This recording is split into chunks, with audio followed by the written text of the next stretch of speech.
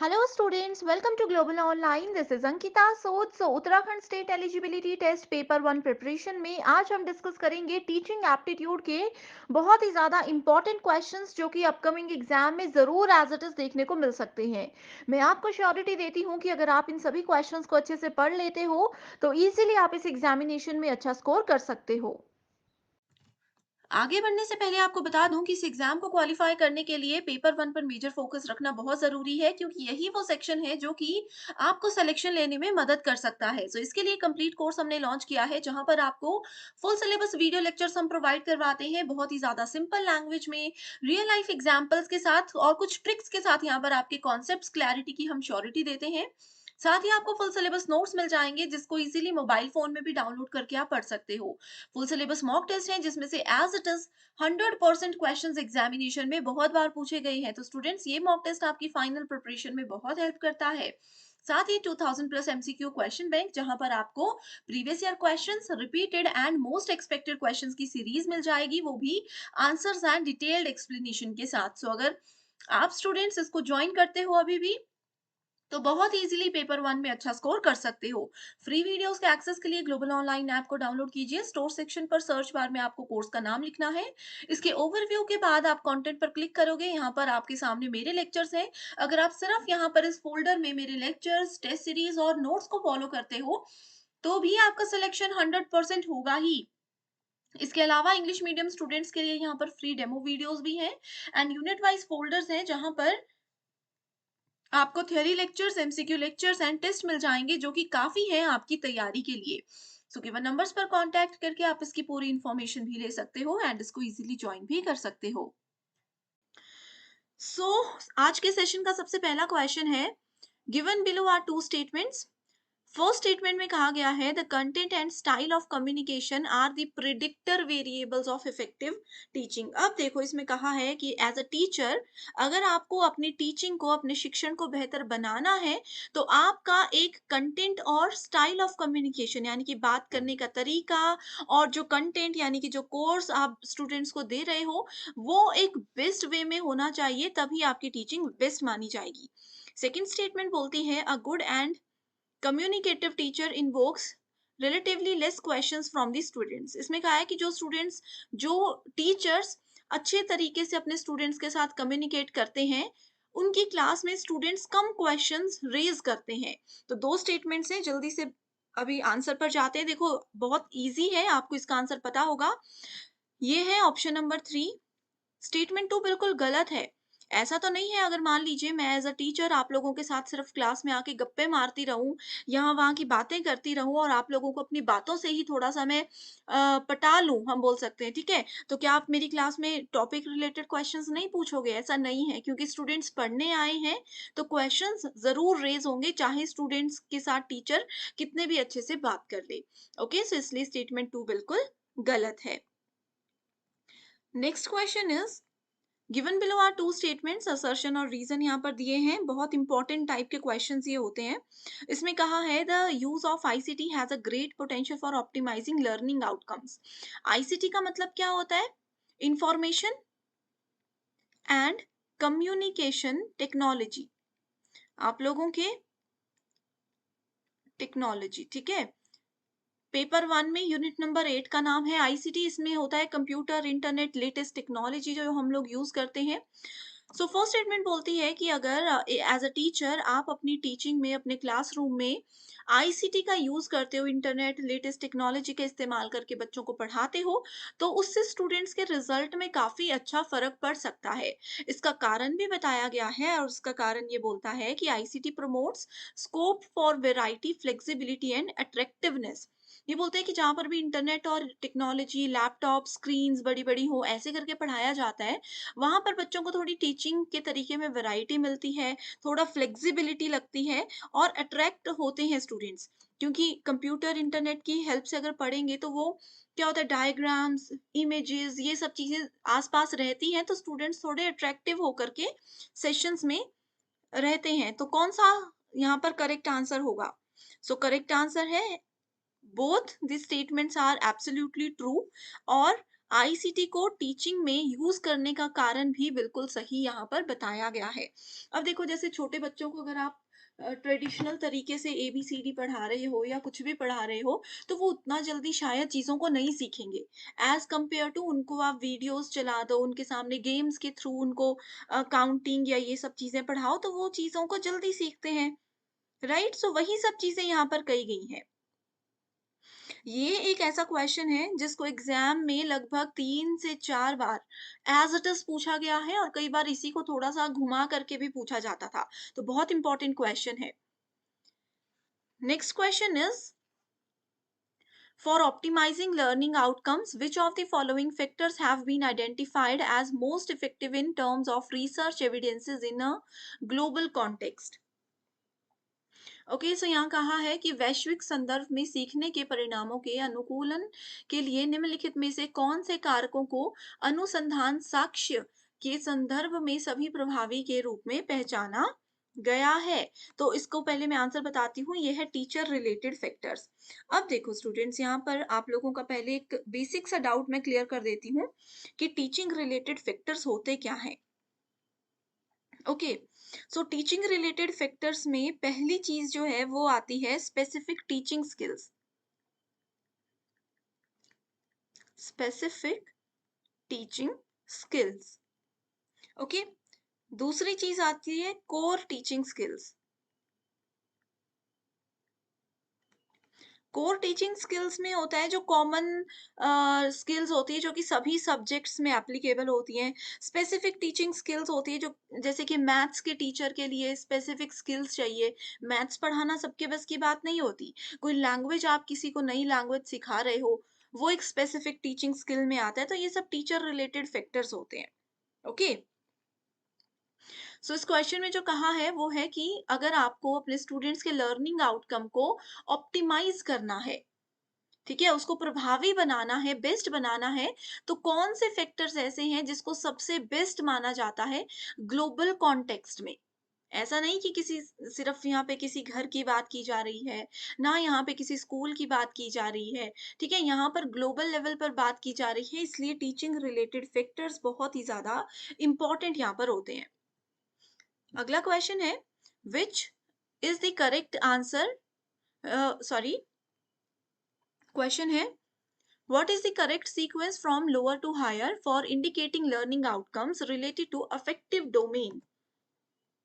Okay, so ये एक ऐसा क्वेश्चन है, मेरी सीरीज जो बच्चे पहले से देख रहे हैं उनको आता भी होगा और उनको मैं बहुत बार ये बोल चुकी हूँ कि रट लो, याद कर लो, कुछ भी कर लो, पर ये आएगा जरूर। देखो इसमें क्या है, अफेक्टिव डोमेन की बात की गई है। आप लोगों के साथ ऑलरेडी मैं डिस्कस कर चुकी हूँ कि हमारे पास जो ब्लूम्स टेक्सोनोमी होती है, ब्लूम का वर्गीकरण होता है, उसको 3 हिस्सों में बाँटा जाता है। सबसे पहला हिस्सा होता है कॉग्निटिव डोमेन का, दूसरा हिस्सा होता है अफेक्टिव डोमेन का। कॉग्निटिव डोमेन होता है थिंकिंग, किसी की सोच, किसी के दिमाग से रिलेटेड मेंटल एबिलिटी की बात करते हैं तो वो कॉग्निटिव होता है। इफेक्टिव होता है, इफेक्टिव नहीं सॉरी, अफेक्टिव। अफेक्टिव होता है इमोशंस, फीलिंग्स किसी पर्सन की, उससे रिलेटेड जो फैक्टर्स होंगे वो अफेक्टिव डोमेन में आते हैं। और तीसरा डोमेन होता है, इसको मैं यहाँ पर लिख रही हूँ, साइकोमोटर डोमेन। साइकोमोटर डोमेन किसी के फिजिकल नीड्स या फिजिकल जो चीजें होती हैं उससे रिलेटेड होती है, ठीक है। इन सब चीजों से रिलेटेड 3 हिस्सों में स्टूडेंट्स के लर्निंग आउटकम्स को बांटा जाता है। अब अगर हम अफेक्टिव डोमेन की बात करें तो उसमें हमारे पास मल्टीपल फेजेस होते हैं, 5 स्टेप्स होते हैं। ओके, इनको सीक्वेंस में रखने के लिए आपको कहा गया है। देखिए इस क्वेश्चन में सबसे पहला जो है वो आ जाएगा आपके पास रिसीविंग। सबसे पहले किसी भी चीज को आप रिसीव कर रहे हो, ग्रहण कर रहे हो।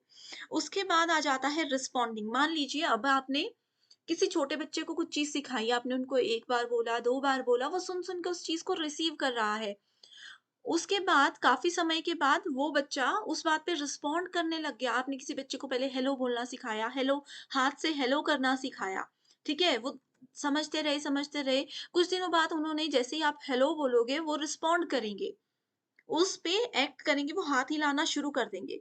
उसके बाद उनको उस चीज़ की वैल्यू पता लगेगी कि इसका क्या मतलब होता है। कहीं जा रहे हैं तो हेलो या बाय बोलना है, फिर हाथ हिलाना है, तो वैल्यू ये चीज़ आ गई।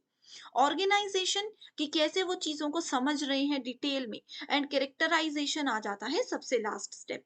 तो ये होता है इफेक्टिव डोमेन के स्टेप्स। सो करेक्ट आंसर है option number 2, that is A C B D and E. Okay, इसी के साथ एक नेक्स्ट क्वेश्चन है जो कि होमवर्क क्वेश्चन मैं दे रही हूँ। जैसे मैंने इफेक्टिव डोमेन बोला, वैसे ही सेम क्वेश्चन है, ये भी 2020 में पूछा गया। कॉग्निटिव डोमेन को आपने सीक्वेंस में ऐड करना है, इसमें भी 5 स्टेप्स है। बताइए कौन कौन से स्टेप्स हैं। ठीक है, आंसर बताना है मुझे कमेंट करके। अगर नहीं आता है तो भी एक बार कमेंट कर दीजिएगा, क्योंकि इसकी ऑलरेडी एक वीडियो है मेरे पास, मैं उसका लिंक फिर आपके साथ शेयर कर दूंगी। Next question is, what is the hallmark of reflective teaching. Levels of teaching हम लोगों ने पढ़ा है। लेवल्स ऑफ टीचिंग में सबसे बेसिक लेवल क्या होता है? अंडरस्टैंडिंग लेवल होता है एक हमारे पास। और कौन कौन से लेवल होते हैं अंडरस्टैंडिंग लेवल? सबसे पहला आता है मेमोरी लेवल, सबसे लोएस्ट लेवल फिर अंडरस्टैंडिंग लेवल होता है। ठीक है, सो यहाँ पे सबसे बड़ा होता है रिफ्लेक्टिव लेवल। ये है 3 लेवल्स ऑफ टीचिंग। एक और होता है ऑटोनॉमस, बट उसको ज्यादा जगह पे ऐड नहीं किया जाता। तो उसके हॉलमार्क के बारे में यहाँ पर पूछा गया है। ठीक है, सबसे ज़्यादा थॉटफुल होता है, सबसे बेस्ट लेवल ये माना जाता है, हाईएस्ट लेवल ये माना जाता है। किसी बड़े लेवल के बच्चे को अगर पढ़ाना है तो रिफ्लेक्टिव लेवल होता है। देखो, मेमोरी लेवल में आपने चीज़ों को रट्टा मारकर याद कर लिया। अंडरस्टैंडिंग लेवल में आप समझने लग गए कि अच्छा जो रट्टा मारा था उसका क्या मतलब है। रिफ्लेक्टिव लेवल होता है कि जो चीज़ें हमने पिछले 2 लेवल्स में पढ़ी थी उसको रियल लाइफ में कहाँ यूज़ करना है, एक्चुअल में वो चीज़ें कहाँ इस्तेमाल हो रही हैं। सो इसीलिए इसका जो हॉलमार्क रहता है वो रहता है clear, organised and well structured content होना चाहिए। ओके, और ये पूरी तरह से प्रीवियस 2 लेवल्स पर डिपेंडेंट होता है। Next question is, if teaching is viewed as a continuum, which of the following modality involves active give and take between the teacher and learner? So active give and take का क्या मतलब होता है ये भी आपको बता देती हूँ। एक्टिव गिव एंड टेक, एक टीचर पूरी इंफॉर्मेशन दे रहा है and student as it is उस इंफॉर्मेशन को गेन कर रहे हैं, तो वो आता है इंस्ट्रक्शन की कैटेगरी में। ओके, ये आता है इंस्ट्रक्शन की कैटेगरी में। टीचिंग एज अ कॉन्टिनम का क्या मतलब होता है? ये बेसिक होता है, नेचर ऑफ टीचिंग में आता है teaching as a continuum. Teaching और लर्निंग दोनों ही कॉन्टिनम होती है। कॉन्टिनम का मतलब होता है निरंतरता को ये फॉलो करते हैं, कंटिन्यूअस होती है। ठीक है, ये बेसिकली टीचिंग के जो प्रैक्टिसेस होते हैं उसको चेंज और सपोर्ट करने के लिए इसको बनाया गया है। एंड इसमें teachers may not have the tools, resources और support to change teaching practice on their own. Right, so ये बहुत बड़ा टॉपिक है एक अपने आप में, लेकिन फिलहाल आप इतना याद रख लीजिए कि कभी भी टीचिंग के कॉन्टिनम की बात कर रहे हैं तो इंस्ट्रक्शंस की ही बात की जाती है। डिफरेंस एग्जाम में ये भी पूछा जाता है कि ट्रेनिंग, कंडीशनिंग और इंडोक्ट्रिनेशन में क्या डिफरेंस है। इस टॉपिक पे फिलहाल तो मैंने वीडियो नहीं बनाई है। अगर आपको चाहिए आप बस कमेंट करके बता दीजिए, ज़रूर आपकी रिक्वेस्ट को पूरा किया जाएगा। Next is in Gagne's learning hierarchy. In Gagne's learning hierarchy, which of the learning types immediately precede concept learning? इसमें concept learning की बात की गई है। Concept learning is always related to rule learning. ठीक है, गैगने में हमेशा concept learning rule learning से जुड़ा हुआ होता है। यहाँ पे rule learning ऑप्शन नहीं है, तो go for discriminating learning. Okay, एक चीज यहाँ पर और पूछी जाती है कि कई बार सॉरी, थोड़ी सी यहाँ पर मिस्टेक हो गई। कॉन्सेप्ट लर्निंग की बात की गई है। Concept learning is always related to discrimination learning. And if we talk about rule learning, तो रूल लर्निंग होता है आपका कॉन्सेप्ट लर्निंग। ठीक है, तो साइकिल आई होप अभी आप समझ रहे हो, ये 3 चीजें ऐसे एक दूसरे से जुड़ी हुई हैं, एक साइकिल में, इसी सीक्वेंस में वो काम करती हैं। ठीक है, एग्जाम में जैसे सिग्नल लर्निंग के बारे में पूछा जाता है, इसको क्लासिकल कंडीशनिंग कहते हैं। एसआर लर्निंग जो होता है इसको इंस्ट्रूमेंटल लर्निंग कहते हैं। चेन लर्निंग को हम लोग बोलते हैं, जैसे एसआर का जो सीक्वेंस होता है वो चेन लर्निंग का भी एक पार्ट होता है। एंड डिस्क्रिमिनेशन लर्निंग जो होती है हमारे पास, ये भी इसी का एक पार्ट होता है। इसमें आपके पास लर्निंग ऑफ प्रिंसिपल्स आ जाते हैं, कॉन्सेप्ट लर्निंग आ जाती है, प्रॉब्लम सॉल्विंग लर्निंग आ जाती है। ठीक है, सो ये बहुत ही ज्यादा इंपॉर्टेंट टॉपिक है। जैसे मैंने आपको ये बताया कॉन्सेप्ट लर्निंग और रूल लर्निंग वाला क्वेश्चन, ये दोनों ही क्वेश्चन जून 2020 के सेशंस में पूछे गए थे, एज इट इज। ठीक है, सो ये बेसिक सी चीजें हैं जो मैं आपके साथ शेयर करना चाहती थी, जो इम्पोर्टेंट है। सो नेक्स्ट क्वेश्चन देख सकते हो, इसमें मैच द फॉलोइंग है, प्लानिंग, ऑर्गेनाइजिंग, मोटिवेटिंग, कंट्रोलिंग। ये इंपॉर्टेंट क्वेश्चन नहीं होता है, ठीक है, लेकिन बेसिक टीचिंग के स्टेप्स को इसमें पूछा गया है, तो इसको देख सकते हो। Planning goes for, it involves setting goals and objective. Plan करते हैं और हम गोल्स अपने सेट करते हैं कि हाँ, नेक्स्ट वीक में मुझे ये चीजों को कवर करना है। ऑर्गेनाइजिंग का मतलब होता है it involves bringing together resources and people. Motivating means it involves engagement in task relevant activities, and controlling means it involves feedback of result and follow up to compare accomplishments। ठीक है, so इसका correct answer ये है। Next question है, the goal of teaching as compare to training is to provide opportunity for sharing and caring leading to critical and creative reflection. As it is definitions हैं ये।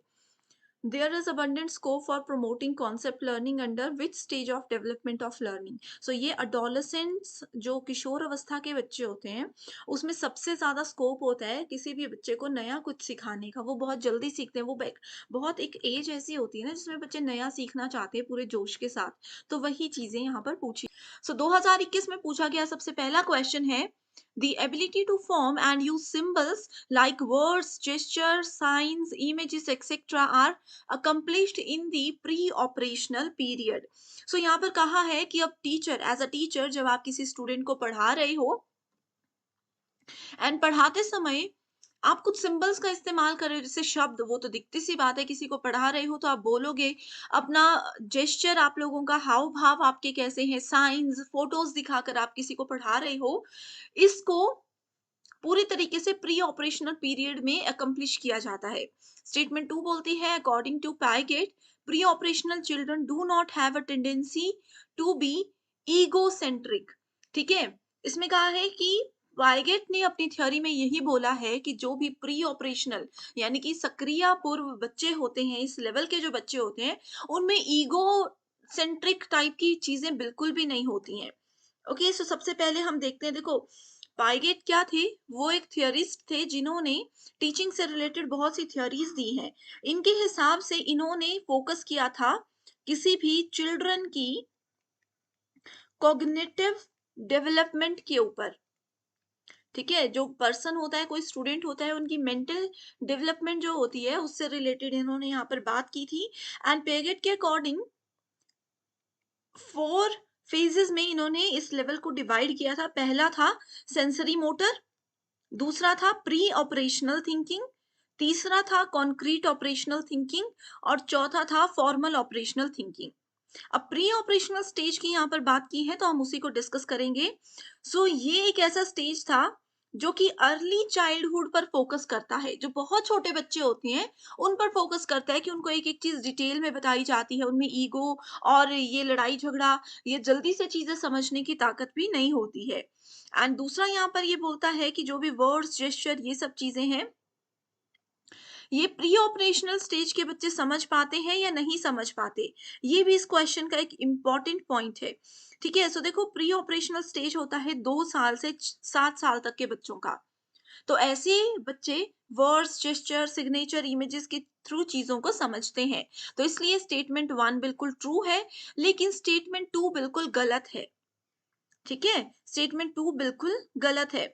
ये basically इस as के जो बच्चे होते हैं उनकी कॉग्निटिव डेवलपमेंट हो रही होती है। आपने देखा होगा बच्चों को गुस्सा भी बहुत आता है, जरूरी नहीं है कि वो चीजों को जल्दी से समझ सकें। ठीक है, सो प्री ऑपरेशनल चिल्ड्रन में ईगोसेंट्रिक टेंडेंसी होती है।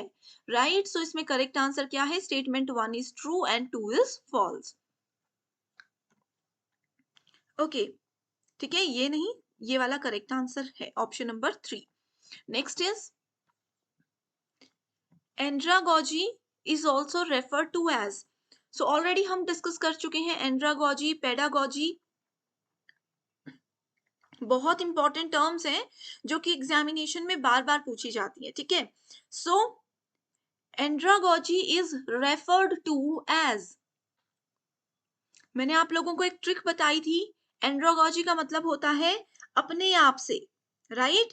एंड्रोगॉजी अपने आप, तो अपने आप कौन बच्चा सीख जाता है चीजों को, अपने आप अडल्ट बच्चे सीखते हैं। सो यहाँ पर सभी ऑप्शन में अडल्ट है, लेकिन comprehensive theory of adult learning is the correct answer here, ठीक है। एग्जाम में ये क्वेश्चन बहुत बार आया है, यूजीसी नेट और सेट में बहुत बार आता है कि एंड्रागॉजी हमेशा अपने आप, और अपने आप कौन सीखता है, अडल्ट लर्नर्स। सो अडल्ट लर्नर्स की जो व्यापक सिद्धांत होते हैं वो एंड्रागॉजी में बताए जाते हैं। ओके, ऑलरेडी इस पे डिटेल्ड वीडियो है, लिंक डिस्क्रिप्शन में है, आप लोग जरूर देखिएगा। अगला है होमवर्क क्वेश्चन है, ये इसका आंसर मुझे कमेंट करके बताना है। स्वयं is very much important in, स्वयं, स्वयं प्रभा, मूक, थ्री इंपॉर्टेंट सेक्शंस हैं ये। स्वयं बेसिकली एजुकेशन के लिए बना है, ओके, ये करेक्ट है। आई होप आपने इससे पहले आंसर दे दिया होगा। Next is statement based question है। Education is a life long activity which begins at birth and continues till one dies. It does not terminate at the end of the formal schooling, but it is a lifelong process. So ये एक बहुत important question है। Education उम्र भर सीखता है, जन्म लेने से लेकर के किसी की मृत्यु तक एजुकेशन जरूरी होती है, एंड यही यहाँ पे कहा है कि लाइफ लॉन्ग प्रोसेस है। कारण क्या कहा है कि life long education covers the entire life span of an individual and includes formal and non formal needs of an individual. Okay, so देखो यहाँ पर दोनों स्टेटमेंट्स बिल्कुल सही हैं। लाइफ लॉन्ग एजुकेशन क्या होता है, किसी पर्सन की पूरे लाइफ स्पैन को यहाँ पर फॉर्मली और इनफॉर्मली इंक्लूड किया जाता है। सो असर्शन भी सही है और उसका कारण भी बिल्कुल सही बताया गया है, और इसका ये करेक्ट एक्सप्लेनेशन भी है। सो इस अकॉर्डिंग देखेंगे, सो करेक्ट आंसर है option number 1। Next question is identify the teaching strategies which are employed during indirect institution, emphasizing direct and indirect exemplars, presenting the stimulus material, inquiry based question answer session, presenting, asking and providing feedback, या फिर promoting problem solving approach. So ये कुछ steps हैं जो कि आप लोगों को याद होने चाहिए, बहुत बार एग्जाम में पूछे गए हैं, ठीक है। तो सबसे पहले तो देखो, एम्फेसाइजिंग डायरेक्ट और इनडायरेक्ट एग्जाम्पलर्स, ये आप लोगों को पता होना चाहिए, ठीक है। इसमें आ जाती है आपकी concept learning, inquiry, problem solving techniques, जितने भी आपके इनडायरेक्ट इंस्ट्रक्शंस होते हैं उसकी बात कर रही हूँ। Concept learning, inquiry, problem solving techniques जो होती हैं, किसी चीज के कॉन्सेप्ट्स को, पैटर्न्स को, एब्स्ट्रैक्शंस को समझना, उसको याद करना, ये सब इनडायरेक्ट इंस्टीट्यूशन के अंदर आता है, ठीक है। तो सबसे पहले तो ऑप्शन नंबर 1 करेक्ट है। उसके बाद आ जाएगा आपके पास, ठीक है, ऑप्शन नंबर, यहाँ पर थोड़ी सी प्रॉब्लम वापस आ गई है आंसर में। करेक्ट आंसर होगा आपके पास ए, सी एंड ई, इधर ऑप्शन में नहीं है, this is not B, this is A, C and E, ठीक है। सी बोलता है inquiry based question answer session, अभी मैंने आपको बताया इनडायरेक्ट में इंक्वायरी बेस्ड सेशन आता है, इनडायरेक्ट एग्जाम्पल्स जो आते हैं, and we have promoting problem solving approach, ये इनडायरेक्ट इंस्टीट्यूशन की डेफिनेशन ही बता रही है, ओके। नेक्स्ट इज स्टेटमेंट है, indirect institution is an approach to teaching and learning in which the process is inquiry. Indirect approach में जो process होता है वो इंक्वायरी होता है, content involves concept and context here is a problem, ये indirect instruction की डेफिनेशन कही है। स्टेटमेंट 2 बोलता है NRT test data tell us about a student's level of proficiency in mastery of some skills or set of skills। अब यहाँ पर students को कंफ्यूजन होगा कि एनआरटी होता क्या है। सो एनआरटी बेसिकली होता है नॉर्म रेफरेंस टेस्ट, ये हम लोग पढ़ चुके हैं ना, नॉर्म रेफरेंस टेस्ट जो होता है, एंड एक होता है क्राइटेरियन रेफरेंस्ड टेस्ट या क्राइटेरियन रेफरेंस्ड इवैल्यूएशन।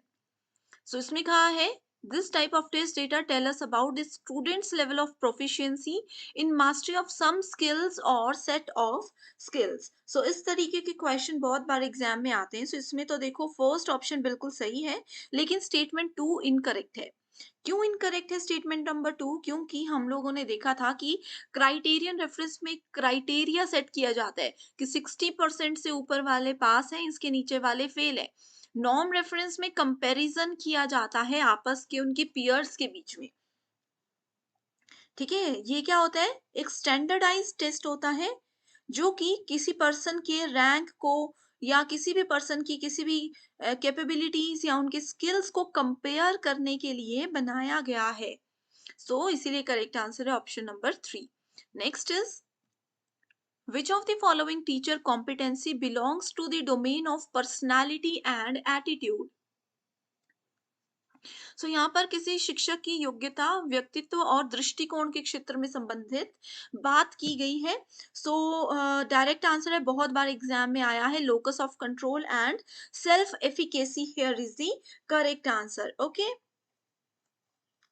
इसके अलावा लोकस ऑफ कंट्रोल के अलावा यहाँ पे टीचर्स का एंथुजियाज्म, सेल्फ एफिकेसी, ये सब चीजें किस पे डिपेंड करती है? किसी एक पर्सन के एटीट्यूड पे डिपेंड करती है कि उसका अपनी बातों पे कितना नियंत्रण है, आत्मविश्वास कितना है, कितना वो किसी को मोटिवेट करके अपने आसपास एक्टिवली रख सकते हैं। तो ये सब चीजें किसी पर्सन के पर्सनालिटी और एटीट्यूड में आती है। सो इसीलिए ये ऑप्शन यहाँ पर करेक्ट है। Next is, identify the item from the following which is not a characteristic of learning society. So characteristic of learning society कौन सी यहाँ पर नहीं है? Learners learn uninformally. ठीक है, जो स्टूडेंट्स हैं जरूरी नहीं है कि वो फॉर्मल तरीके से ही पढ़ाई कर सकें, वो अनइनफॉर्मली भी बहुत कुछ चीजें सीख सकते हैं। जरूरी नहीं है कि क्लासरूम में डरा धमकाकर बच्चों को पढ़ाया जाए। कई बार बच्चे, आपने देखा होगा, छोटे बच्चे गेम्स म्यूजिक के साथ जल्दी सीखते हैं, तो वही यहाँ पर कहा गया है। ठीक है, not a characteristic of learning society कहा है, नॉट। ठीक है, अनइनफॉर्मली वैसे ये होता है, लेकिन बाकी ऑप्शंस के साथ कंपेयर करें तो इसीलिए इसको हम करेक्ट आंसर मान सकते हैं। Next is, what are the advantages of CBCS means choice based credit system introduced by UGC for higher education institutions?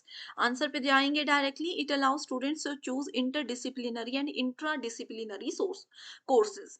ठीक है, इंटरडिसिप्लिनरी मैं आप लोगों को थ्योरी सेशंस में बता चुकी हूँ। मान लीजिए स्टूडेंट नॉन मेडिकल रख रहे हैं, नॉन मेडिकल में क्या क्या सब्जेक्ट्स होते हैं? फिजिक्स होता है, केमिस्ट्री होता है, मैथमेटिक्स होता है, इंग्लिश होता है और कंप्यूटर्स होता है। ठीक है, लेकिन सीबीसीएस जब से इंट्रोड्यूस हुआ है, इसमें कोई पर्सन जो नॉन मेडिकल के मेजर सब्जेक्ट्स हैं वो तो पढ़ेगा ही, वो तो उनको पढ़ने ही पड़ेंगे। इसके अलावा कोई पर्सन ऐसा है जिनको हिस्ट्री बहुत पसंद है, जिनको ड्राइंग बहुत पसंद है, तो वो ऐसे सब्जेक्ट्स को सेलेक्ट कर सकते हैं जिनको इंटरडिसिप्लिनरी कोर्सेज भी बोला जाता है। ठीक है, makes education as per global standard. Global standard का मतलब है कि all over area, all over globe में एक ही लेवल रहेगा, एक ही स्टैंडर्ड रहेगा एजुकेशन का। And offers flexibility for students to understand studies at different time and different institutions. तो आप लोग अगर लगता है इस कॉलेज में एक साल लगा दिया, दूसरा दूसरे कॉलेज में जाना चाहते हो, तो आपके ग्रेड्स ट्रांसफर हो सकते हैं। Okay, alternative education is known as, so it is known as non traditional education, गैर पारंपरिक, in which level of teaching the learner gets an opportunity। तो इसमें पूछा गया है कि टीचिंग के लेवल्स में से कौन सा वो ऐसा लेवल होता है जिसमें एक लर्नर को, यानी कि एक स्टूडेंट को अवसर मिलता है कुछ नया सीखने का, कुछ काम करने का, कुछ चीज को इम्प्लीमेंट करने का। So options are memory level, understanding level, reflective level and autonomous development level. तो आप सभी स्टूडेंट्स को पता होना चाहिए कि ये चारों लेवल्स जो हैं वो टीचिंग के होते हैं, जिसमें कि ये थ्री लेवल्स बहुत ज्यादा important and majorly used levels होते हैं। ओके, इसमें स्मॉलेस्ट लेवल होता है memory level and highest level होता है रिफ्लेक्टिव लेवल। यहाँ पे बात की गई है लर्नर को कहाँ पे ज्यादा अवसर मिलते हैं कुछ काम करने के। सो करेक्ट आंसर है option number two, that is understanding level. तो देखो स्टूडेंट्स, मेमोरी लेवल में क्या होता है, इस लेवल में रोट लर्निंग होती है, यानी कि एक स्टूडेंट रट्टा मार करके चीजों को सीखता है। अब वो जो रट्टा मारी हुई चीजें होती हैं उनको एक्चुअल में कैसे यूज करना है, कहाँ पे उनका काम आता है, कैसे चीजों को आइडेंटिफाई करना है, ये सब सीखने की अपॉर्चुनिटी मिलती है अंडरस्टैंडिंग लेवल पे। इसीलिए हमारा राइट आंसर है option number 2। Next question is, during teaching a teachers statements that encourage students to elaborate on an answer, either their own or that of others, will be called। यानी कि एक teacher जब students को पढ़ा रहे हैं, ठीक है, यहाँ पे मान लीजिए 10 स्टूडेंट्स हैं। अब इस समय पे टीचर ने क्या किया, स्टूडेंट ने कोई आंसर दिया एंड टीचर ने उनको बोला कि इस आंसर को इलेबोरेट करो, यानी कि इसको विस्तार में मुझे बताओ कि ये करेक्ट आंसर क्यों है।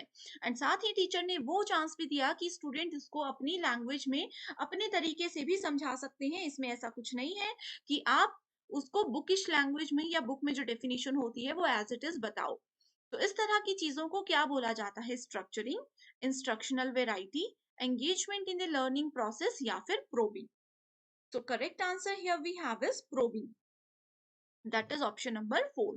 तो probing का मतलब होता है जांच करना, जांच पड़ताल। आप लोगों ने ये वर्ड जरूर सुना होगा। अब देखो, बहुत बार क्या होता है, मान लीजिए कि किसी टीचर ने, मैं एक स्टूडेंट हूँ, मेरा नाम है अंकिता, ठीक है, मुझे एक टॉपिक दे दिया लेकिन उस टॉपिक के बारे में मुझे कुछ भी नहीं पता, ठीक है, एंड टीचर ने बोला कि इसका आंसर आप खुद से ढूंढ कर लाओ, इसको इलेबोरेट करो अपने वर्ड्स में। सो इस चीज को प्रोबिंग बोलेंगे, क्योंकि मैं इसका आंसर फाइंड आउट करने की कोशिश करूंगी, जितना नॉलेज मुझे है उसको मैं इलेबोरेट करके वहां से जो है आंसर ढूंढने की कोशिश करूंगी, और ये सब चीजें करके क्या होगा, मेरा नॉलेज भी बढ़ेगा। ठीक है, सो प्रोबिंग इस तरह से। तो इसी के साथ स्टूडेंट्स बढ़ते हैं नेक्स्ट क्वेश्चन पे, जिसमें पूछा गया है, which of the following will be called behavioural rather than attitude and beliefs related competencies for becoming an effective teacher. तो यहाँ पे हमारे पास मल्टीपल ऑप्शंस दिए हैं, हमें बताना है कि बिहेवियरल टेक्निक्स किसको बोला जाता है rather than attitude and belief, यानी कि दृष्टिकोण और विश्वास की जगह पे, ठीक है, यहाँ पे दक्षताओं की बजाय व्यवहार कहा जाता है, किसको कहा जाता है। Options are locus of control, यानी कि नियंत्रण रेखा, communicating, managing and monitoring, teacher enthusiasm, या फिर इवेल्युएटिंग एंड प्रोवाइडिंग फीडबैक। तो correct answer here we have is option number 3, that is B, C and E. तो देखो स्टूडेंट्स, बिहेवियरल क्वेश्चन को समझाऊं तो इसमें बोला है, what is the following will be called behavioural rather than attitude and belief. So एक teacher होने के नाते आप लोगों को अगर एक इफेक्टिव टीचिंग करनी है, कि आप जो पढ़ा रहे हो वो स्टूडेंट्स को समझ भी आ रहा है, आगे आने वाले समय में उनको वो काम भी आएगा, इन सब चीजों को ध्यान में रखते हुए एज अ टीचर आपको किन चीजों पे ध्यान देना चाहिए, वो है कम्युनिकेटिंग, कि सबसे पहले आपका बात करने का तरीका, आपके जो वर्ड्स हैं, आपका जो प्रोसेस है बोलने का, ठीक है, सिलेक्शन ऑफ वर्ड्स है, वो स्टूडेंट्स के लिए इजीली अंडरस्टैंडेबल होनी चाहिए। दूसरे हैं मैनेजिंग एंड मॉनिटरिंग, यानी कि जो भी चीजें हैं, जो भी आप पढ़ा रहे हो वो पूरे प्रबंध के साथ हो, पूरा उसका मैनेजमेंट हो, कि आप क्या पढ़ाने वाले हो, क्या आज का टॉपिक है, क्या ये आपके एग्जाम के लिए इंपॉर्टेंट है, इस तरह से साथ में आपको मॉनिटर करना है, किसको, खुद को भी एंड अपनी क्लास को भी। एंड साथ ही यहाँ पे ऑप्शन नंबर ई क्यों करेक्ट है, क्योंकि इसमें बोला गया है evaluating and providing feedback. So effective teaching के लिए इवेल्युएशन बहुत जरूरी है। ये वाला इवेल्युएशन जो है ये कौन करते हैं, ये स्टूडेंट्स करते हैं। अब जैसे इसी क्वेश्चन के एग्जाम्पल के रूप में मैं आपको एक चीज बताती हूँ, कि अब जैसे मैं आपको पढ़ा रही हूँ, अभी तक हमारे 3-4 क्वेश्चंस हुए हैं, आप लोग इन क्वेश्चंस को अगर समझ रहे हो, आपको कॉन्सेप्ट्स क्लैरिटी हो रही है, तो आप मुझे क्या करोगे, इवेल्युएट करोगे, आप मुझे मूल्यांकन दोगे कि मैम का पढ़ाया हमें समझ आया, तो हम मैम को 10 में से कितने नंबर देते हैं। ठीक है, इससे क्या होता है, आप मुझे फीडबैक दोगे कि क्या मैम आपको अपने पढ़ाने के तरीके में चेंजेस करने चाहिए, या फिर आप जैसा पढ़ा रहे हो ऐसा ही कंटिन्यू रखो, डेली हमारे लिए लाइव लेक्चर्स या इस तरह के एमसीक्यू सीरीज लाओ। जो भी चीजें आपके माइंड में है, आप अगर वो कमेंट करके मुझे बताओगे तो वो आएगा इवैल्यूएशन एंड फीडबैक। इससे क्या बेनिफिट होगा, इससे मैं अपनी टीचिंग में, अगर आप लोगों को लगता है कोई चेंजेस करने की जरूरत है, तो वो मैं चेंजेस करूंगी, ताकि आने वाले समय में सभी स्टूडेंट्स को इसका बेनिफिट हो सके। ओके, सो ये सारी चीजें इस तरह से रियल लाइफ एग्जांपल्स के साथ रिलेटेड है। Next question is, from the following list of methods of teaching used in institutions of higher learning, identify those which are learner centered method. अब देखो स्टूडेंट्स, यहाँ पे जब भी हम लोग हायर एजुकेशन की बात करते हैं, हायर इंस्टीट्यूशंस जो होते हैं, वहां पे टीचिंग और लर्निंग प्रोसेस चल रहा है। आपको बताना है कि लर्नर सेंटर्ड मेथड कौन सा है, यानी कि शिक्षार्थी केंद्रित मेथड कौन से है। लर्नर सेंटर्ड मेथड में कौन सा होता है, इसमें एक स्टूडेंट को फीडबैक देने का भी पूरा अधिकार होता है। अगर स्टूडेंट को कोई क्वेरी है तो वो पूछने का पूरा अधिकार होता है। अगर एक स्टूडेंट को लगता है कि लास्ट लेक्चर हमें पसंद नहीं आया या फिर वो हमें समझ नहीं आया, तो वो एक टीचर को वो रिपीट करने के लिए भी बोल सकते हैं। ओके, अगर स्टूडेंट चाहे तो कुछ भी कर सकते हैं। लर्नर सेंटर्ड मेथड ये होता है, यानी कि एक लर्नर को, एक स्टूडेंट को पूरा अधिकार होता है कि वो क्या करवाना चाहते हैं, क्या उनकी रिक्वायरमेंट्स है। सो इस समय पे अब देखना है कौन से पॉइंट्स इसको ध्यान में रखते हुए करेक्ट है। Project work, talk and talk, lecturing with audio and visual, computer aided instructions, या फिर simulation and role playing. So correct answer here is option number D and E only. Computer aided instructions होती हैं, यानी कि computer की मदद से, computer में आप सभी को पता है कंप्यूटर है, इंटरनेट हम लोग यूज करते हैं, इन सब चीजों की मदद से हम पढ़ सकते हैं। लर्नर सेंटर्ड मेथड ये होता है। ओके, नेक्स्ट है सिमुलेशन एंड रोल प्लेइंग, यानी कि अगर मान लीजिए कोई चीज मुझे समझ नहीं आ रही, अब जैसे आप लोगों को समझाने के लिए हर बार मैं क्या करती हूँ, रियल लाइफ एग्जांपल्स देती हूँ। अगर स्टूडेंट्स आप नए हो, आपको नहीं पता होगा, आप मेरे प्रीवियस लेक्चर्स देखना, हर एक यूनिट में, हर एक टॉपिक में आपको रियल लाइफ एग्जांपल्स, यानी कि दिनचर्या से रिलेटेड जो उदाहरण होते हैं उनको ध्यान में रखते हुए करवाती हूँ, ताकि आप लोग चीजों को समझो। वैसे रोल प्लेइंग क्या होता है, वो स्टूडेंट्स को इजिली कॉन्सेप्ट समझने में मदद करता है। नेक्स्ट क्वेश्चन है, बहुत इंपॉर्टेंट टॉपिक है, ये है इवेल्युएशन। ठीक है, सो डिफरेंट टाइप के इवेल्युएशन होते हैं, formative, summative, criterion reference and non reference. इसके यहाँ पे डेफिनेशंस दी गई हैं दूसरी तरफ। सो देखो, इनके मैं आपको डेफिनेशंस बता देती हूँ। फॉर्मेटिव क्या होता है, क्लास के बीच में, अब जैसे मान लीजिए हमारा 1 आवर का सेशन है, मान लीजिए ये वाले अभी मैंने आपको इवैल्यूएशन की डेफिनेशन बता दी, किसी का मूल्यांकन करना है उसकी डेफिनेशन बता दी। 5 मिनट के बाद मैं स्टूडेंट्स को ही क्लास में पूछ रही हूँ कि चलो मुझे बताओ आज हमने लेक्चर में क्या क्या पढ़ा, या फिर मैं आपको बोलती हूँ कि बताओ इवैल्यूएशन का मतलब क्या होता है, यानी कि क्लास के एंड में मैं स्टूडेंट से पूछूंगी कि कंक्लूड करो आज की क्लास में क्या पढ़ा। इससे क्या होगा, हम डेली रोज के रोज स्टूडेंट्स को इवैल्यूएट कर सकते हैं। समेटिव क्या होता है, समरी, समरी का मतलब पूरा एंड में, जैसे कि हमारे फाइनल एग्जाम होते हैं, हमारे सेमेस्टर के एग्जाम्स होते हैं, वो समेटिव इवैल्यूएशन होता है कि पूरे 6 महीने में, पूरे 1 साल में किसी स्टूडेंट ने क्या क्या पढ़ा, उस चीज का मूल्यांकन होगा। क्राइटेरियन रेफरेंस क्या होता है, इसमें हम टेस्टर की परफॉर्मेंस को कंपेयर करते हैं। ठीक है, क्या होता है कि मान लीजिए मैं इसमें एक पर्सन है, एक मेरा स्टूडेंट है कोई, ठीक है, उनको हम टेस्ट करेंगे, उनको हम देखेंगे कि उनके मैथमेटिक्स में क्या स्कोर है, उनको हम देखेंगे कि म्यूजिक में क्या उनका इंटरेस्ट है, उनका क्या डांस में इंटरेस्ट है। तो एक ही पर्सन को अलग अलग जगह पे हम कंपेयर करेंगे कि जिस चीज में वो बेस्ट है, बिल्कुल अच्छे से काम करते हैं, इंटरेस्ट के साथ काम करते हैं, वहां पे उनको यूज करेंगे। देन आता है नॉर्म रेफरेंस। नॉर्म रेफरेंस में हम एक पर्सन को दूसरे पर्सन के साथ कंपेयर करते हैं। जैसे कि मान लीजिए मैं पर्सन ए को कंपेयर कर रही हूँ कि अच्छा आपका मैथ अच्छा है लेकिन आप डांस में बेकार हो। पर्सन बी जो है उनका मैथ बहुत बेकार है लेकिन वो डांस बहुत अच्छा करते हैं। तो हमने क्या किया, आपस में स्टूडेंट्स को कंपेयर किया, that is called non reference.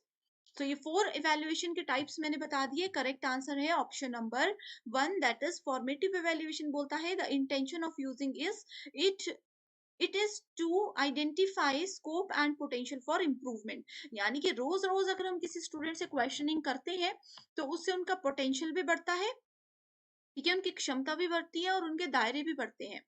उसके बाद आता है समेटिव इवैल्यूएशन, जिसमें पूछा बोला गया है इट्स इंटेंशन टू जज लर्निंग स्टैंडर्ड्स, ठीक है, कि फाइनली किस स्टैंडर्ड पर, किस लेवल पर हमारा स्टूडेंट है। क्राइटेरियन रेफरेंस क्या होता है, ये बोलता है स्टैंडर्ड्स इंडिकेटिव ऑफ मास्टरी, कि किसी पर्टिकुलर पर्सन की किस सब्जेक्ट में, किस डोमेन में मास्टरी है। जैसे कि मैंने आप लोगों को बताया, हम देखेंगे एक स्टूडेंट डांसिंग में कैसा है, सिंगिंग में कैसा है, म्यूजिक में कैसा है, स्टडीज में कैसा है, तो उसके देखेंगे किस चीज में उनकी मास्टरी है। Then we have norm reference, जिसमें कि आता है percentile, rank and standard scores are used for reporting. इसमें फिर उनके जो फाइनल रैंक होता है, रैंक क्या करता है, एक स्टूडेंट को दूसरे स्टूडेंट के साथ कंपेयर करता है। सो इस तरह से इसका करेक्ट आंसर होगा option number 1। Next question is which of the following are said to be style related competencies of an effective teacher. So एक इफेक्टिव टीचर की, ठीक है, एक प्रभावी शिक्षक की शैली संबंधित योग्यताएं किसको कहा जा सकता है? Organised demeanour with which means being orderly, clean and in control. Literacy which implies general knowledge as well as good at reading and writing, यानी कि एक टीचर कितना साक्षरता से भरा हुआ है, उनको जनरल नॉलेज यानी कि सामान्य ज्ञान कितना है, कितने अच्छे से वो पढ़ लिख सकते हैं। Self efficacy which refers to a person's self perceived capabilities to perform a task, यानी कि एक आत्म प्रभावकारिता किसी पर्सन की, किसी टीचर की कितनी है एंड वो कितनी क्षमता के साथ किसी भी दिए हुए कार्य को पूरा करते हैं। Flexibility which means being sensitive and lenient, यानी कि उनमें लचीलापन होना चाहिए, वो कितने संवेदनशील है, कितने किसी के प्रति उदार है, कितने सेंसिटिव है, ये होना चाहिए। लास्ट ऑप्शन है इवेल्युएटिंग एंड प्रोवाइडिंग फीडबैक, इसको मैं ऑलरेडी डिस्कस कर चुकी हूँ। तो correct answer here is A and B. Okay, so effective teacher की स्टाइल रिलेटेड कॉम्पिटेंसीज पूछा गया है। इसी तरह से स्टूडेंट्स, अगर यहाँ पे आप लोगों से पूछा होता किसी टीचर की इफेक्टिव टीचिंग स्किल्स क्या है, तो आप लोगों का करेक्ट आंसर बी जरूर होता, क्योंकि इसमें टीचर के नॉलेज के बारे में बात की गई है। बट क्योंकि इस क्वेश्चन में नॉलेज के बारे में नहीं, स्टाइल रिलेटेड बात की गई है, तो इसमें यही आता है कि एक टीचर कितना ज्यादा ऑर्गेनाइज है, कितना वो क्लियर है अपने वर्ड्स को लेके, अपने नॉलेज को लेके। ओके, और वो कितना सेंसिटिव है, ये आता है उनकी स्टाइल रिलेटेड कॉम्पिटेंसीज के अंदर। Next question is very important, the phase TL model of teaching implies that. So TL का मतलब है टीचिंग लर्निंग। सो फ्रेज टीचिंग लर्निंग मॉडल जो होता है, उसमें टीचिंग का क्या मतलब होता है, यानी कि टी का मतलब क्या होता है, इसमें टी का मतलब होता है कि teaching and learning are integrally related acts, यानी कि टीचिंग और लर्निंग, यानी कि जो टीचर पढ़ा रहे हैं और जो स्टूडेंट सीख रहे हैं, ये दोनों चीजें एक दूसरे के साथ जुड़ी हुई हैं। वो कैसे जुड़ी हुई हैं? अब देखो, जो मैं आपको पढ़ा रही हूँ, अगर मेरा पढ़ाने का तरीका अच्छा है तो जरूर एक लर्नर समझेगा, ठीक है। वहीं अगर मेरा पढ़ाने का तरीका अगर अच्छा है लेकिन किसी लर्नर को इंटरेस्ट ही नहीं है, तो वो नहीं समझेगा। तो ये दोनों चीजें एक दूसरे से जुड़ी होती हैं कि एक टीचर और लर्नर किस मेंटालिटी के साथ पढ़ाने आए हैं। Next question is given below are two statements, assertion and reason. Assertion में बोला गया है यूज ऑफ आईसीटी, यानी कि कंप्यूटर, इंटरनेट, ये सब चीजें आती हैं आईसीटी के अंदर। Use of ICT is justified during teaching which with a view to optimise learning outcomes, यानी कि एक टीचिंग में, अब मैं हूं, अगर मैं आप लोगों को कंप्यूटर की मदद से, जैसे आप लोग ऑनलाइन क्लासेस अभी कर रहे हो, ये आईसीटी के अंदर आता है। सो हम लोग जो इंटरनेट, लैपटॉप, मोबाइल, कंप्यूटर, ये सब चीजों की मदद से आपको पढ़ाते हैं, इससे क्या होता है, आप लोगों के जो रिजल्ट्स हैं वो ऑप्टिमाइज हो जाते हैं, यानी कि अनुकूलित हो जाते हैं। इसका कारण ये बताया गया है कि learning outcomes are contingent on use of ICT during teaching, यानी कि सीखने के परिणाम शिक्षण के दौरान आईसीटी के उपयोग पर निर्भर करते हैं। कि अब आप लोग पढ़ने के लिए, जैसे आप लोगों को मोबाइल दिया हुआ है, ये क्या है कि आप लोग आईसीटी का यूज कर रहे हो लर्निंग के लिए, लेकिन आप लोगों ने क्या किया, यूट्यूब पे हमारे सेशन देखते देखते आप लोग किसी मूवी तक पहुंच गए। तो ये डिपेंड करता है एक लर्नर पे कि वो आईसीटी का यूज टीचिंग के दौरान कैसे करती है। सो करेक्ट आंसर क्या है यहाँ पे? करेक्ट आंसर है ऑप्शन नंबर बी, कि ए और बी दोनों तो बिल्कुल करेक्ट स्टेटमेंट्स है, लेकिन इसका रीजन जो है वो स्टेटमेंट ए से मैच नहीं करता। Next question is from the following list of learner characteristics. Learner characteristics और टीचर कैरेक्टरिस्टिक्स बहुत इंपॉर्टेंट टॉपिक है। Okay, identify those which are associated with field independent learners. Okay, so field independent learners, यानी कि जो कि किसी भी क्षेत्र में क्षेत्र स्वतंत्र शिक्षार्थी, जो कि किसी भी क्षेत्र में काम कर सकते हैं, एसोसिएटेड होते हैं, जुड़े हुए होते हैं, वहां के उस पे बताइए आपके लर्नर की कौन कौन सी कैरेक्टरिस्टिक्स हो सकती हैं। Focus on facts and principles, perceive global aspects of concepts and materials, prefers and likes to compete, can organize information by himself or herself, likes to cooperate. Correct answer here is option number 3, that is A, C and D. ठीक है, तो एक learner अगर किसी भी field में easily associated है, easily काम कर सकता है, ठीक है, फील्ड इंडिपेंडेंट वो है, तो उनका फोकस किस पे होना चाहिए? फैक्ट्स और प्रिंसिपल्स पे होना चाहिए, यानी कि अपने तथ्य और सिद्धांतों को वो ध्यान में रखे। दूसरा है prefers and likes to compete, यानी कि वो क्या है, बहुत सारी चीजों में बिजी है, एक स्टूडेंट है कि वो उनको अपनी स्टडीज भी करनी है। अब हमारे पास ही ग्लोबल ऑनलाइन में बहुत से स्टूडेंट्स ऐसे हैं जो कि अपनी मास्टर डिग्री भी अभी कर रहे हैं। ओके, उन लोगों का यूजीसी नेट एग्जाम का भी अभी चल रहा है, वो पीएचडी एंट्रेंस एग्जाम की तैयारी भी कर रहे हैं, साथ में वो dancing and all in extra curriculum activities में भी पार्टिसिपेट करते हैं। तो इस तरह के स्टूडेंट्स के लिए उनके फैक्ट्स और प्रिंसिपल्स पे फोकस करना इंपॉर्टेंट है। उनको अपनी कैपेबिलिटीज पता होनी चाहिए, प्रेफरेंसेस पता होनी चाहिए कि क्या चीजें इंपॉर्टेंट है क्या नहीं है, and can organise information by himself and herself, कि अपने लिए जो इंफॉर्मेशन है, अपने लिए जो इंपॉर्टेंट चीजें हैं वो कैसे ऑर्गेनाइज करें, that is one of the most important aspect here. So correct answer इसलिए यहाँ पे है ए, सी एंड डी।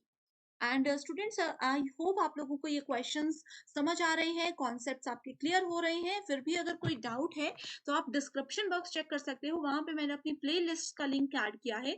ये सारी चीजें वहां पे डिटेल में हमने डिस्कस की हैं। ओके, डिटेल में डिस्कस की हैं। अगर आप लोगों ने वो नहीं देखे हैं, आपके कोई टॉपिक के कॉन्सेप्ट क्लियर नहीं है, तो टॉपिक वाइज आपको वीडियोस मिल जाएंगी, उनको देखिए, कॉन्सेप्ट क्लियर कीजिए, then it will be easier for you to solve these questions. Okay, next question is assertion reason based.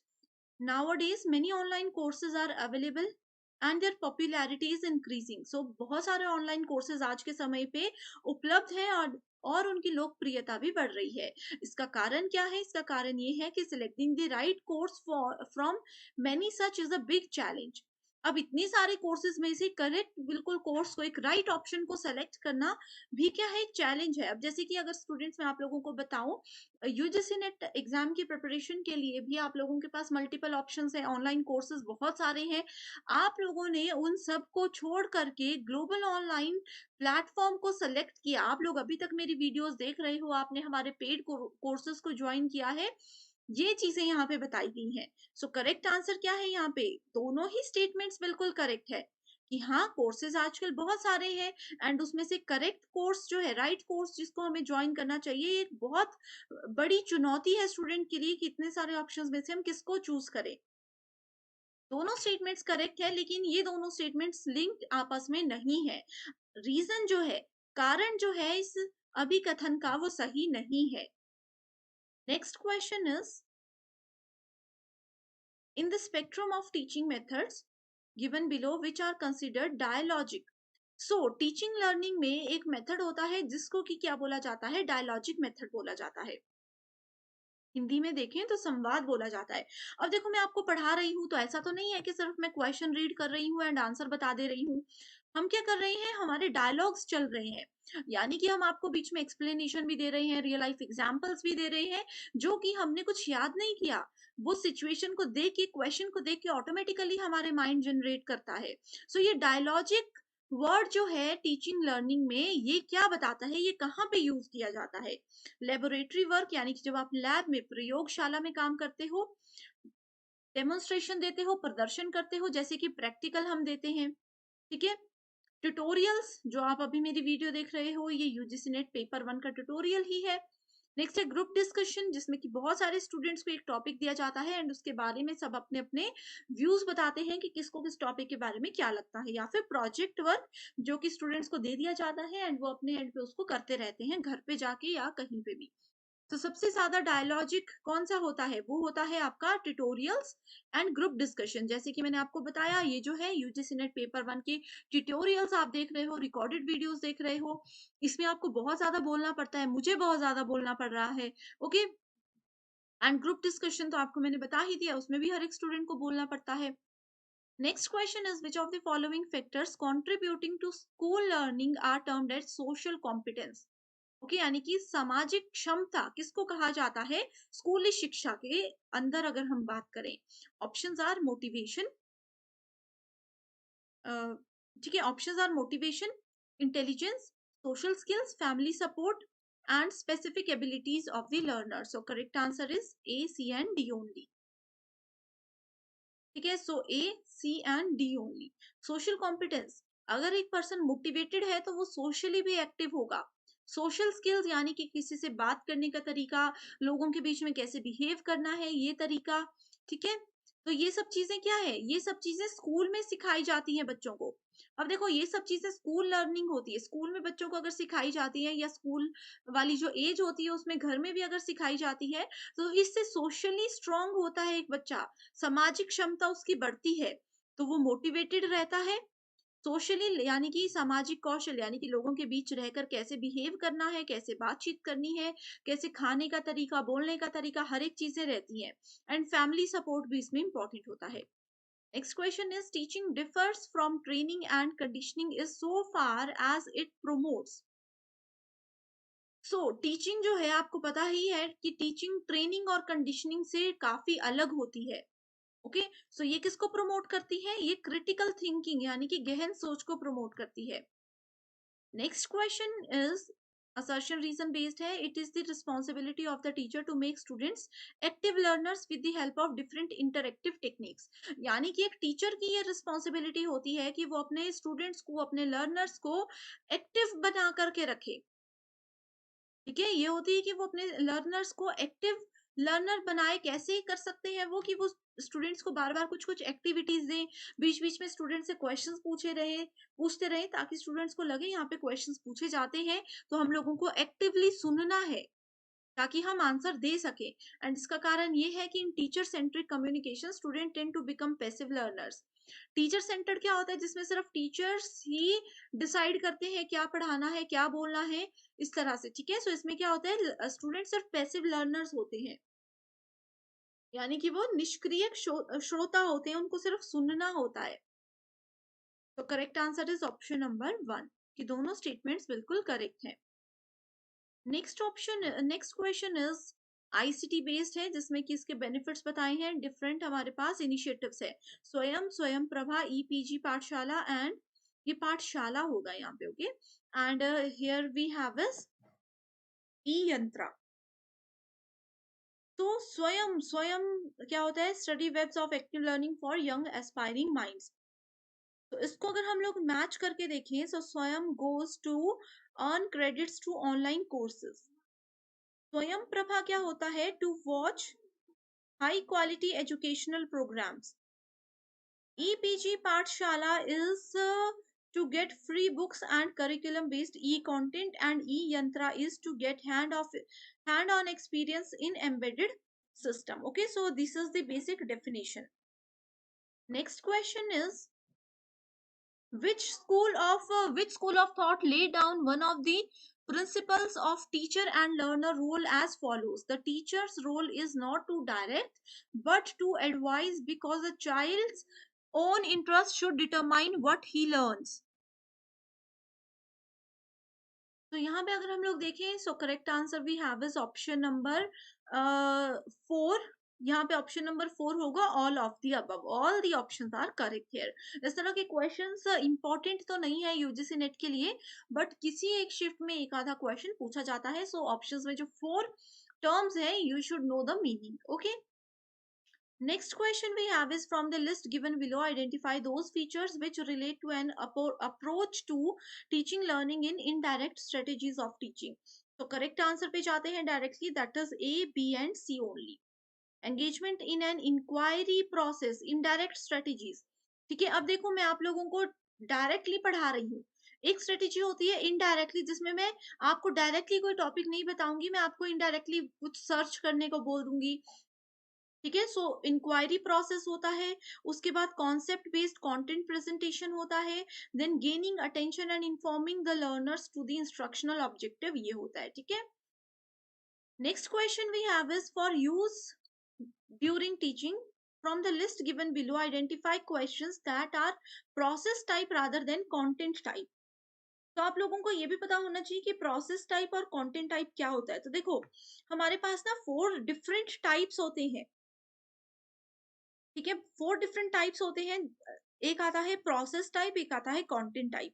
सो अगर हम लोग प्रोसेस टाइप की बात करें, इसके अंदर आ जाता है डाइवर्जेंट क्वेश्चंस, दूसरा आ जाता है इसके अंदर कॉन्सेप्ट बेस्ड क्वेश्चंस, तीसरा आ जाता है इसमें हायर ऑर्डर क्वेश्चंस। ये तीनों चीजें किसके अंदर आती हैं? ये तीनों चीजें आती हैं प्रोसेस टाइप क्वेश्चंस के अंदर। ओके, तो करेक्ट आंसर होगा यहाँ पे A, C and E only. Next question is very important. Given below are two statements. One is labeled as assertion, another is reason. Assertion says pedagogy and social interaction are two major areas of activities of teachers. यानी कि शिक्षास्त्र और सामाजिक संपर्क शिक्षकों की गतिविधि के दो प्रमुख क्षेत्र हैं। एंड इसका कारण है it is communication that is crucial for making both the activities important. यानी कि ये संचार है जो दोनों गतिविधियों को महत्वपूर्ण बनाने के लिए बहुत ज्यादा महत्वपूर्ण है। तो इन दोनों में से कौन सा ऑप्शन बिल्कुल करेक्ट है? Answer is option number 1। Next question is, if your students are identified as unable but willing in terms of their performance readiness level, which of the following methods of teaching will be considered appropriate to deal with them? So देखो students, यहाँ पे एक example ऐसा दिया गया है कि अगर आपको लगता है कि आपका स्टूडेंट अनेबल है, यानी कि वो सक्षम नहीं है किसी काम को करने के लिए, लेकिन फिर भी वो काम करना चाहता है। अब जैसे मान लीजिए आप में से कोई स्टूडेंट ऐसे होंगे जिनको लगता है कि यूजीसी नेट लेवल का एग्जाम बहुत टफ है, ये हमारे बस की नहीं है, लेकिन फिर भी आप लोग कहीं पे सोचते हैं कि नहीं, एक बार तो मैं ट्राई करना चाहता हूँ। इस तरह के बहुत से स्टूडेंट्स होते हैं जिनको अपनी क्षमताएं पता होती हैं कि नहीं कर पाएंगे, लेकिन फिर भी वो मेहनत करना चाहते हैं। सो इस तरह में हम क्या बोलते हैं, इस तरह के स्टूडेंट्स को किस तरह के टीचिंग मेथड से डील किया जाता है, वो है small step presentations with error free task and frequent reinforcement. यानी कि इस तरह के स्टूडेंट्स को हम छोटे छोटे टास्क दे करके, छोटे छोटे टॉपिक वाइज टॉपिक, यानी कि स्टेप बाय स्टेप उनको आगे हम इस तरह से बढ़ा सकते हैं। अगर वो किसी स्टेप में बीच में कोई गलती कर भी देते हैं तो उस छोटी सी गलती को हम इग्नोर कर सकते हैं एंड किसी और तरीके से उस गलती को सुधारने का तरीका उनको बता सकते हैं, ताकि नेक्स्ट फेज में वो गलती ना करें। तो ये एक प्रोसेस बहुत स्टूडेंट्स बढ़ते हैं क्वेश्चंस की ओर। सो शिफ्ट 1 में पहला क्वेश्चन पूछा गया था, which one of the following developmental areas of individual differences will be affected if a child does not want to play with another child as he or she feels shy. So आप लोगों को पता है कि एक child होता है, उनके डिफरेंट एरियाज होते हैं, डिफरेंट फेजेस से उनको क्रॉस होना होता है। अगर एक स्टूडेंट, एक बच्चा ऐसे डेवलपमेंट एरिया में है जहां पे कि वो किसी दूसरे स्टूडेंट के साथ, किसी दूसरे बच्चे के साथ खेलना पसंद नहीं करता, या फिर हम ये बोल सकते हैं कि वो किसी दूसरे बच्चे के साथ खेलने जाने में थोड़ा शाय फील करता है, ठीक है, यानी कि वो कंफर्टेबल नहीं हो पाता है किसी के साथ मिक्सअप होने में, तो वो कौन से डेवलपमेंटल एरिया में आता है, ये क्वेश्चन इधर पूछा गया है। आप लोगों को पता होना चाहिए कि ऐसा जो है वो कौन सा एरिया आता है, वो आता है सोशल डेवलपमेंट, यानी कि option number 3 here is the right answer. अब देखो स्टूडेंट्स, यहाँ पे बहुत इजी ये क्वेश्चन था। अगर एक पर्सन किसी दूसरे पर्सन के साथ नहीं कंफर्टेबल होता है बात करने में, यहाँ पे एग्जाम्पल दिया है कि बच्चा नहीं दूसरे बच्चों के साथ खेल पाता है, वो शाय फील करता है, तो ये मतलब होता है कि उसका जो सोशल इंटरेक्शन है उस बच्चे की, वो स्ट्रांग नहीं है। दैट्स वाई इस तरह के बच्चे सोशली एक्टिव नहीं होते और वो शाय फील करते हैं पब्लिक प्लेसेस में जा करके या फिर किसी नए बच्चे से बात करने में। ओके, सो इन चीजों को आपको ध्यान में रखना है। फिजिकल डेवलपमेंट अगर यहाँ पे आंसर होता तो क्वेश्चन में कुछ उनके बॉडी लैंग्वेज से रिलेटेड पूछा होता कि एक बच्चा अगर बहुत ज्यादा एक्टिव है, वो 5 से 6 घंटे तक खेल सकता है, लेकिन वही दूसरा बच्चा 1-2 घंटे में खेलने के बाद थक जाता है, तो उसका कौन सा डेवलपमेंट है? वो फिजिकल डेवलपमेंट है। इमोशनल डेवलपमेंट ये होता है कि अगर किसी एक बच्चे के साथ किसी दूसरे बच्चे ने कुछ मजाक कर दिया, या फिर जैसे बच्चे एक दूसरे को छेड़ते हैं, खेलते हुए कुछ बोलते हैं, इस तरह से कुछ बोल दे और पहला वाला बच्चा जो है वो बैड फील करे, सैड फील करे, तो ये इमोशनल डेवलपमेंट के अंदर आता है। एंड लैंग्वेज डेवलपमेंट आपको पता है कि जिसकी लैंग्वेज ही मैच नहीं कर रही, वो नहीं समझ पा रहा कि सामने वाला पर्सन एग्जैक्टली क्या कहना चाहता है, that is called language development. यहाँ पे चारों ऑप्शंस के एग्जांपल्स की मदद से मैंने आपको बता दिया। इससे आपको ये हेल्प हो जाएगी कि नेक्स्ट एग्जाम में अगर इसी तरह का क्वेश्चन थोड़ा सा घुमा करके पूछा जाए तो आप लोग बहुत इजीली उसको सॉल्व कर सकते हो। आई होप ये आप लोगों को बिल्कुल क्लियर हो चुका है। नेक्स्ट क्वेश्चन में पूछा गया है, मैच द फॉलोइंग का क्वेश्चन है। फर्स्ट यहाँ पे बोला गया है factors of memory and second दिया गया है मीनिंग। सो पहला यहाँ पे है remembering, retention, recall and recognition. Remembering का मतलब होता है याद करना या किसी चीज को याद रखना। रिटेंशन का मतलब होता है प्रतिधारण, यानी कि कितना हम रिटेंशन कर सकते हैं, कितना हम किसी चीज को एक्सेप्ट कर सकते हैं, गेन कर सकते हैं, रिटेन कर सकते हैं। ओके। नेक्स्ट है रिकॉल। रिकॉल का मतलब होता है कि कोई चीज जैसे होता है ना, हमने पढ़ी तो है, एग्जाम के दौरान हम उसको याद करने की कोशिश करते हैं तो वो रिकॉल हो जाती है, यानी कि वो याद आ जाती है हमें अगर थोड़ा सा हम फोकस करें। That is called recall. And last है रिकॉग्निशन, यानी कि किसी चीज को मान्यता देना, किसी चीज को रिकॉग्नाइज करना, पहचान लेना भी हम यहाँ पे इसको बोल सकते हैं। ठीक है। सो ये फैक्टर्स हैं मेमोरी के, अब उसके मीनिंग्स को हमें यहाँ पे आइडेंटिफाई करना है। सो पहला ऑप्शन बोलता है the mental revival of the experiences which have been learn, यानी कि ये एक मेंटल स्टेटस होता है, मेंटल लेवल होता है किसी भी पर्सन का, जिसमें कि वो जो भी चीजें उन्होंने सीखी हैं अपने पुराने एक्सपीरियंसेस से या कहीं से पढ़ के, उसको वो क्या कर सकता है, वापस उस समय पे वो उसको याद कर लेता है। ओके। सो सेकंड जो है, सेकंड में बोलता है the manifestation of our general retaining power. So हमारी जो रिटेनिंग पावर है, यानी कि प्रकटीकरण की जो शक्ति होती है, उसको सामान्य रूप से हम लोग जो है धारण कर लेते हैं, रिटेन कर लेते हैं।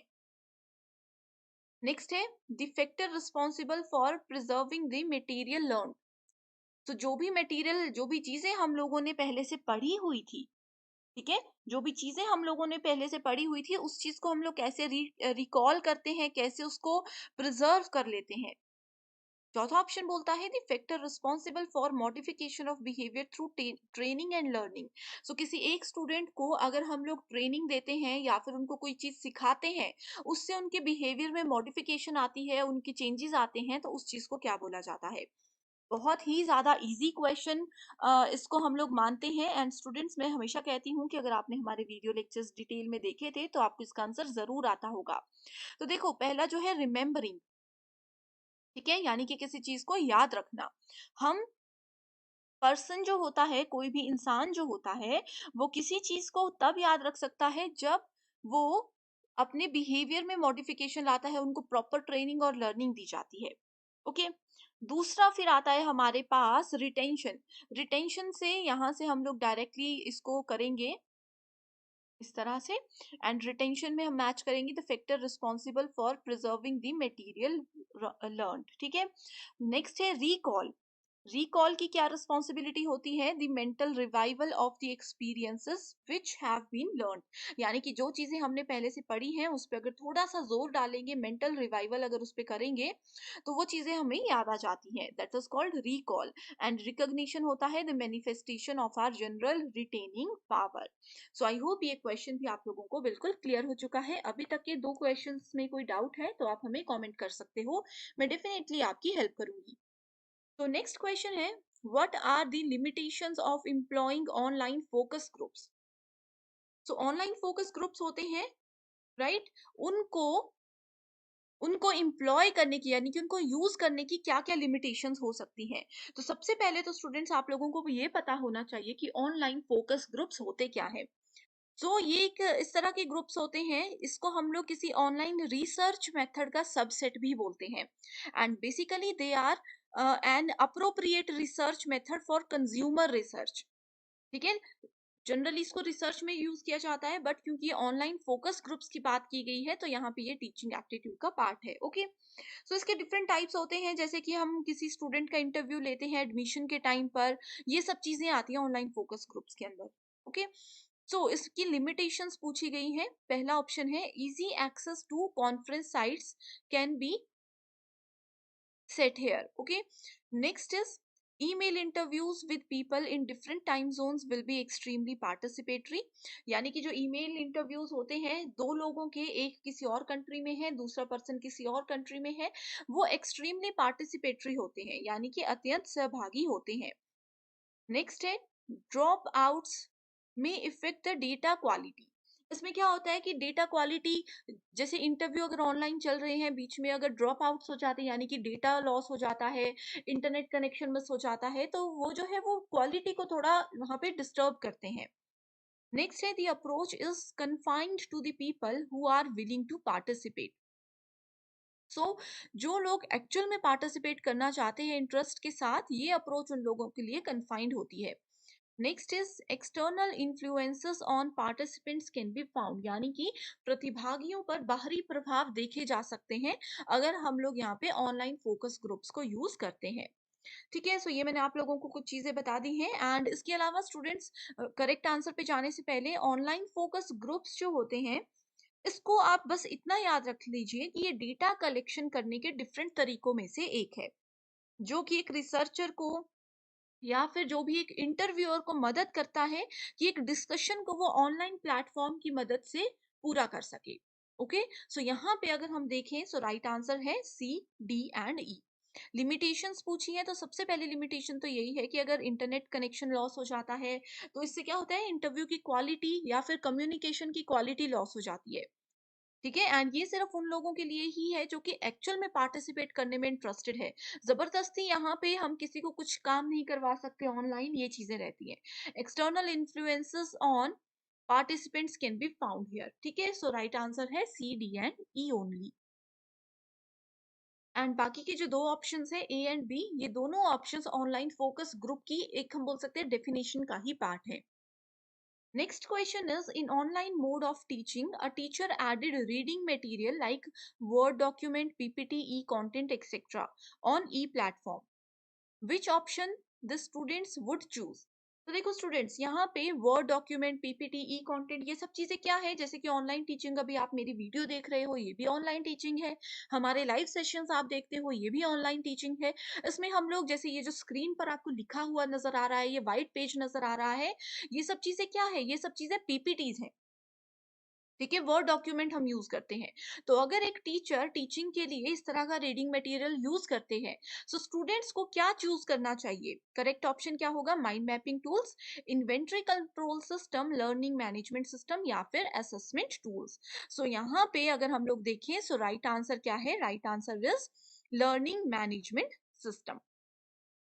ठीक है, सो स्टूडेंट को भी ऑनलाइन क्लासेस में एक प्रॉपर प्रबंधन प्रणाली होनी चाहिए, उनके पास भी वो चीजें उनको पता होनी चाहिए। Okay, next question is, a child who feels it difficult to do a task alone is able to do it better with the help of more skilled peers or adults. देखो, ये वाला क्वेश्चन फर्स्ट क्वेश्चन में भी हमने देखा था, उसमें ये था कि एक बच्चा किसी दूसरे बच्चे के साथ खेलने में शाय फील करता है। थोड़ा थोड़ा मिलता जुलता क्वेश्चन है, इसमें ये बोला गया है कि एक बच्चा कोई काम अगर उसको अकेला करने को दिया जाए तो वो नहीं कर पाएगा प्रॉपरली, लेकिन वही अगर उसके साथ कोई पर्सन भी है, कोई स्टूडेंट भी है जो कि एक स्किल्ड स्टूडेंट है, जिसको वो काम अच्छे से करना आता है, अगर इन दोनों की एक टीम बना दी जाए तो पर्सन ए उसमें भी बहुत अच्छे से पार्टिसिपेट करता है। सो इस टर्म को, इस चीज के लिए एक टर्म यूज की जाती है टीचिंग में, उसको क्या बोला जाता है? ये क्वेश्चन बहुत इंपॉर्टेंट होते हैं, क्योंकि यूजीसी नेट एग्जाम क्वालिफाई करने के बाद आप लोग टीचिंग प्रोफेशन में जाओगे, तो आप लोगों को पता होना चाहिए कि अगर एक स्टूडेंट इस तरह से बिहेव कर रहा है तो हम कैसे उनको ट्रीट कर सकते हैं, कैसे उनको इस चीज से बाहर निकाल सकते हैं। इसीलिए ये क्वेश्चंस ऐड किए जाते हैं। तो इसके लिए टर्म यूज होती है accommodation, zone of proximal development, assimilation, या फिर equilibrium. So right answer here is option number 3, that is assimilation. assimilation का मतलब होता है मिलाना, एक पर्सन को किसी दूसरे पर्सन से मिलाना। वो क्वेश्चन में ही लिखा है, बस आपको टर्म्स का मीनिंग पता होना चाहिए। So assimilation of knowledge occurs when a teacher encounter a new idea.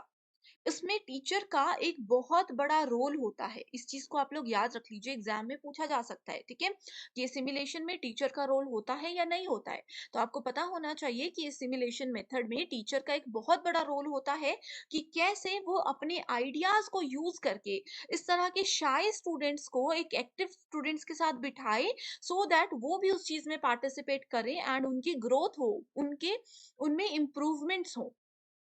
Right, so इस तरह की चीजों में टीचर का एक मेजर रोल होता है।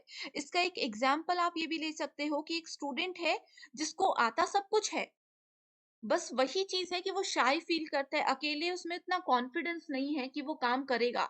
चाहे उसको सब कुछ आता है बट कॉन्फिडेंस की कमी हो सकती है।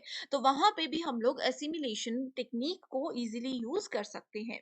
ओके, सो स्टूडेंट्स ये थे आज की 5 मोस्ट इम्पोर्टेंट क्वेश्चंस। आप लोगों को इन क्वेश्चन से ज़रूर एक आइडिया लग चुका होगा कि एनटीए ने अब किस तरह के पैटर्न के क्वेश्चंस को पूछना स्टार्ट कर दिया है। तो इसका ये बेनिफिट है कि इन क्वेश्चंस के पैटर्न को ध्यान में रखते हुए आप लोग अपने आगे आने वाले एग्जामिनेशन की तैयारी उस अकॉर्डिंग कर सकते हो। सो टीचिंग में जून 2023 का पहला क्वेश्चन है, the teaching that provide all students with challenging instructions and uses support when needed but remove those supports at student become able to handle more on their own is called as. बिल्कुल basic question है। इसमें एक ऐसी teaching method की बात की गई है जिसमें कहा है कि एक टीचर अपने जितने भी स्टूडेंट्स हैं उनको बहुत ही ज़्यादा चुनौतीपूर्ण अनुदेश देते हैं और उनको चीज़ें समझाते भी हैं। जैसे मान लीजिए मैंने आपको बहुत ही ज़्यादा डिफ़िकल्ट टास्क दे दिया और उस टास्क में लेकिन फिर मैं आपकी हेल्प भी करूँगी कि कैसे उसको सॉल्व करना है, आपका सपोर्ट भी मैं करूँगी। एंड मैं आपका सपोर्ट तब तक करूँगी जब तक आप उस चीज़ को अच्छे से समझ नहीं जाते। एंड जितना भी सपोर्ट है मेरा वो मैं हटा दूँगी, आपको हेल्प करना बंद कर दूँगी जब मुझे लगेगा कि इस तरह की सिचुएशन को, इस तरह के क्वेश्चंस को स्टूडेंट्स अपने आप से हैंडल कर सकते हैं। तो ये इस क्वेश्चन में पूछा गया है और इसका करेक्ट आंसर क्या होगा? Recessive teaching, active teaching, adaptive teaching और प्रॉब्लम ओरिएंटेड टीचिंग। इस क्वेश्चन में स्टूडेंट्स कंफ्यूज हो जाएंगे और बोलेंगे करेक्ट आंसर प्रॉब्लम ओरिएंटेड है, लेकिन ये बिल्कुल गलत है। क्योंकि देखो प्रॉब्लम ओरिएंटेड होता है जिसमें स्टूडेंट्स को एक प्रॉब्लम दे दी जाती है और उनको कहा जाता है कि खुद से इस प्रॉब्लम का सॉल्यूशन ढूंढने की कोशिश कीजिए। लेकिन अडेप्टिव टीचिंग यानी कि अनुकूलनात्मक शिक्षण जो होता है, इसमें स्टूडेंट्स को एक ऐसे माहौल को अडेप्ट करने में, अपनाने में मदद करते हैं टीचर, ताकि आगे आने वाले समय में वो खुद से उन चीज़ों को सॉल्व कर सके। ठीक है? तो शुरुआत में जैसे छोटे बच्चे होते हैं, उनको शुरुआत में उनके टीचर्स, उनके पेरेंट्स कैसे हेल्प करते हैं हर एक चीज़ में, कुछ लेने में, पानी पीने में, हर एक चीज़ में हेल्प करते हैं। लेकिन जब उनको लगता है कि बच्चे अभी बड़े हो रहे हैं, वो धीरे-धीरे चीज़ों को खुद से कर सकते हैं, तो वो उनकी मदद करना छोड़ देते हैं। तो ये होता है adaptive teaching. Right? Second question है, which of the following are the interrelated phases created by John Keller for stimulating and sustaining learners motivation in the teaching and learning process? Okay, so यहाँ पर देखो teaching के कुछ methods की बात की गई है जो कि खास तौर पर जॉन केलर के द्वारा बनाए गए हैं। तो उसमें उन्होंने कहा है कि कौन-कौन से फेजेस, कौन-कौन से पॉइंट्स ऐसे हैं, जो चरण ऐसे हैं जो एक दूसरे से संबंधित होते हैं। इनके अकॉर्डिंग बताना है, ठीक है? ऑप्शंस है अटेंशन यानी कि ध्यान, अथॉरिटी प्राधिकार, रिलेवेंस प्रासंगिकता, कॉन्फिडेंस आत्मविश्वास और सैटिस्फैक्शन यानी कि संतोष। सो इस क्वेश्चन का करेक्ट आंसर है option number 1 that is A, C, D and E only. ठीक है? जॉन कैलर ने जो भी टीचिंग लर्निंग से रिलेटेड प्रोसेस में लर्नर्स मोटिवेशन को लेकर के थ्योरी लिखी है, उसमें कुछ फेजेस हैं और ये चार फेजेस एक दूसरे से जुड़े हैं। ठीक है? ये चार फेजेस एक दूसरे से जुड़े हैं, इसमें अथॉरिटी के बारे में बात नहीं की गई है। Next question is the process of comparing a students performance against his और हर previous performances known as.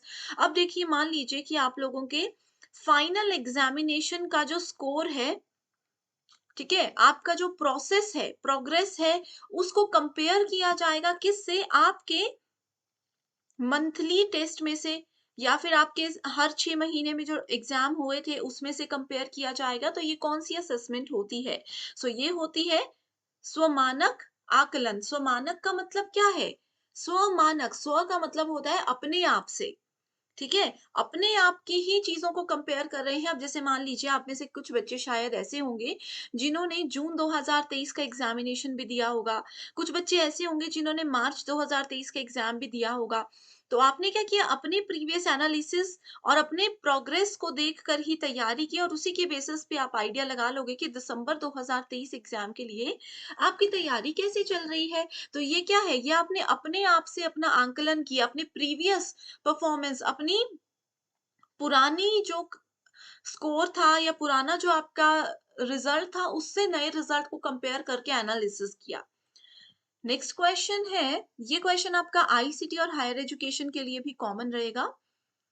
Online teaching tools हैं, एडवांटेजेस है कि एक ऑनलाइन टीचिंग टूल, जैसे अभी देखो मैं आप लोगों को यूट्यूब पर पढ़ा रही हूँ, वैसे और भी बहुत सारे पोर्टल्स हैं, वैसे अलग अलग पोर्टल्स हैं, और उसमें ये दूसरी तरफ कहा है कि टीचर को इसमें से क्या फायदा हो सकता है। ऑप्शंस है LMS, learning management system, video conferencing, discussion forum, online assessment platform. लगभग ये जितने भी हैं इसमें से तीन तो देखो स्वयं के भी फंक्शंस होते हैं, ठीक है। सो डायरेक्ट आंसर पर जाकर इसको डिस्कस करते हैं। ओके, तो सबसे पहले वीडियो कॉन्फ्रेंसिंग से बात करेंगे। ये बहुत आसान है, वीडियो कॉल जो आप लोग करते हो। लॉकडाउन के समय पे मैक्सिमम स्टूडेंट्स की क्लासेस वीडियो कॉल्स और इसके थ्रू ही अटेंड की गई थी। सो वीडियो कॉल क्या होता है? Delivering engaging and interactive class sessions connecting with remote learners, की एक स्टूडेंट कहीं और है, दूसरा स्टूडेंट कहीं और है, कहीं पर भी अपने लोकेशन में बैठकर वो अच्छे से क्लासेस अटेंड कर सकते हैं। अगला है discussion forum, encouraging students engagement and collaboration, fostering critical thinking and problem solving। ठीक है, यानी कि कोई प्रॉब्लम है उसके ऊपर मान लीजिए मेरे कुछ व्यूज हैं, मुझे उसके लिए कितना नॉलेज है, किसी दूसरे स्टूडेंट को उस टॉपिक पे कितना नॉलेज है, वो सब आपस में डिस्कस करेंगे, बहसबाजी भी होगी। तो वो सब चीजें क्या करती हैं, किसी स्टूडेंट की क्रिटिकल थिंकिंग, समस्या समाधान को प्रोत्साहित करना और समालोचनात्मक सोच को बढ़ावा देने में ये हेल्प करता है। अगला है ऑनलाइन असेसमेंट प्लेटफॉर्म। असेसमेंट का मतलब होता है मूल्यांकन करना, ऑनलाइन ही आपको अपना मूल्यांकन पता चल जाता है। सो वो है creating and administering assessments quickly and easily, automating grading and feedback. जैसे अगर आप लोग फ्री मॉक टेस्ट एनटीए की वेबसाइट पर जाकर अटेम्प्ट करते हो, चाहे सेट या नेट कोई भी एग्जाम है, वहां पर जैसे ही आप सबमिट करते हो पेपर को, इमीडिएटली आपके सामने आपके रिजल्ट आ जाते हैं। ठीक है, तो वो ऑनलाइन असेसमेंट प्लेटफॉर्म होता है। एंड लास्ट है learning management system, streamlining course administration, managing student records and grade. इसमें क्या होता है, स्टूडेंट्स के रिकॉर्ड्स, उनके ग्रेड्स, उन्होंने क्या पढ़ा है, उनका क्या कोर्स है, कैसे वो पूरा होगा, वो सब चीजें इसमें एक प्रॉपर तरीके से, सरल तरीके से प्रेजेंट की जाती हैं। बहुत आसान क्वेश्चन है, ये बहुत बार एग्जाम में पूछा गया है। When participants drop out of a study leading to change in the nature of sample, it would cause which of the following threats in internal validity? Okay, so इस तरीके में आ जाती है attrition threat, यानी कि क्षरण संबंधी खतरा। कोई भी एक पार्टिसिपेंट है, वैसे तो ये रिसर्च का क्वेश्चन है, गलती से इसमें ऐड हो चुका है, फिर भी हम डिस्कस कर लेते हैं। ओके, सो देखो कोई भी स्टडी होती है, रिसर्च स्टडी अगर चल रही है, उसमें क्या करता है एक प्रतिभागी, रिसर्च स्टडी के बीच में ही बाहर हो जाता है, ठीक है, जिससे कि उनका जो पूरा सैंपल था उसका स्वरूप ही बदल जाता है। अब कोई टीम वर्क कर रहा है, सबको बराबर बराबर अपना अपना काम दे दिया गया है, उसमें से एक कोई पर्सन बीच में छोड़ दे तो सबका काम उथल पुथल हो जाएगा ना। तो ऐसे में कहा है कि कौन सी इंटरनल वैलिडिटी को इससे खतरा हो सकता है, तो वो है क्षरण संबंधी खतरा।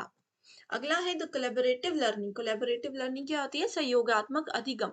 इकट्ठे होकर जो बहुत सारे स्टूडेंट्स पढ़ते हैं, from which of the following strategies listening skills is developed.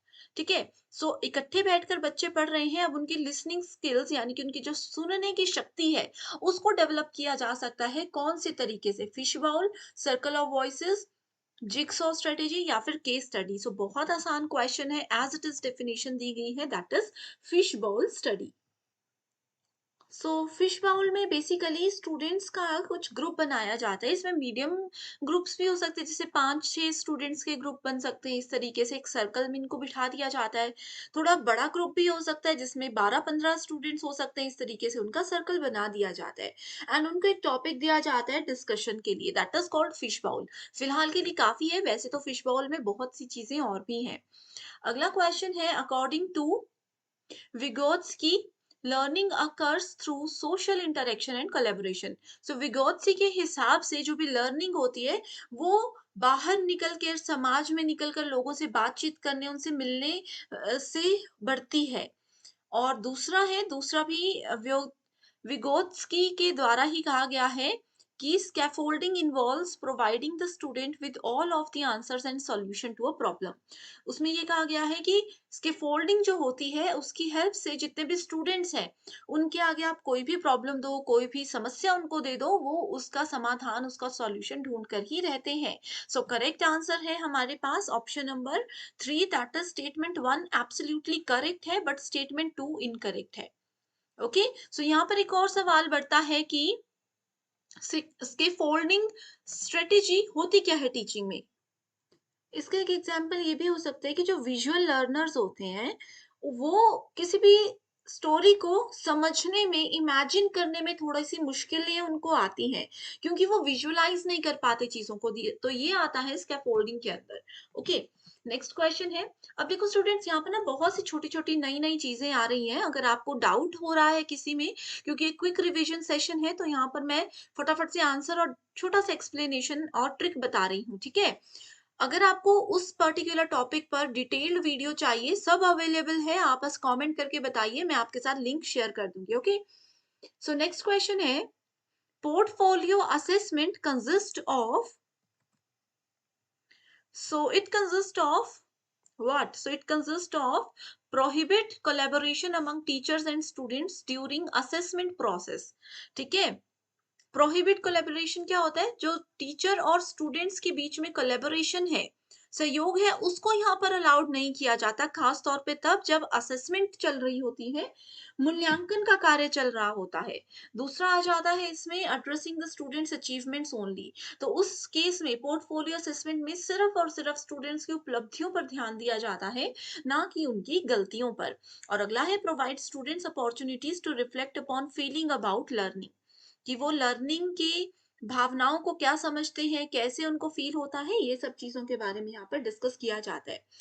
Basically जो पोर्टफोलियो मूल्यांकन होता है ना, ये एक सिस्टमैटिक प्रोसेस होता है, एक पूरे सिस्टम के साथ एक ऑर्गेनाइज्ड तरीके से इसको परफॉर्म किया जाता है, जो कि टीचर और स्टूडेंट्स दोनों के लिए होता है। ठीक है, इसमें क्या होता है, स्टूडेंट्स की ग्रोथ, उनका नॉलेज, उनके स्किल्स, उनका सब्जेक्ट का पर्टिकुलर नॉलेज, उस सबको मॉनिटर करने के लिए, उस सब पर ध्यान देने के लिए एक टीचर ये पोर्टफोलियो असेसमेंट एक स्टूडेंट के ऊपर करते हैं।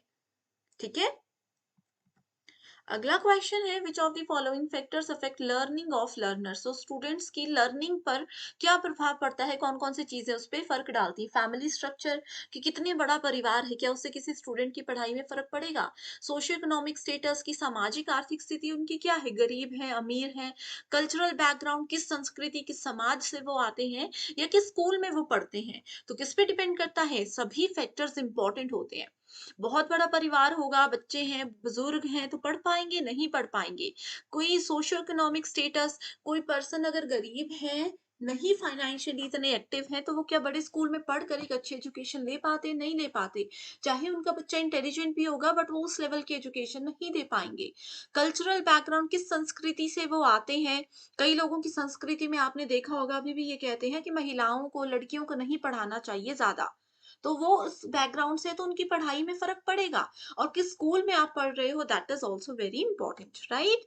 अगला क्वेश्चन है, ऑनलाइन टूल्स हैं और उनके फंक्शंस हैं जो कि टीचिंग में हेल्प करते हैं।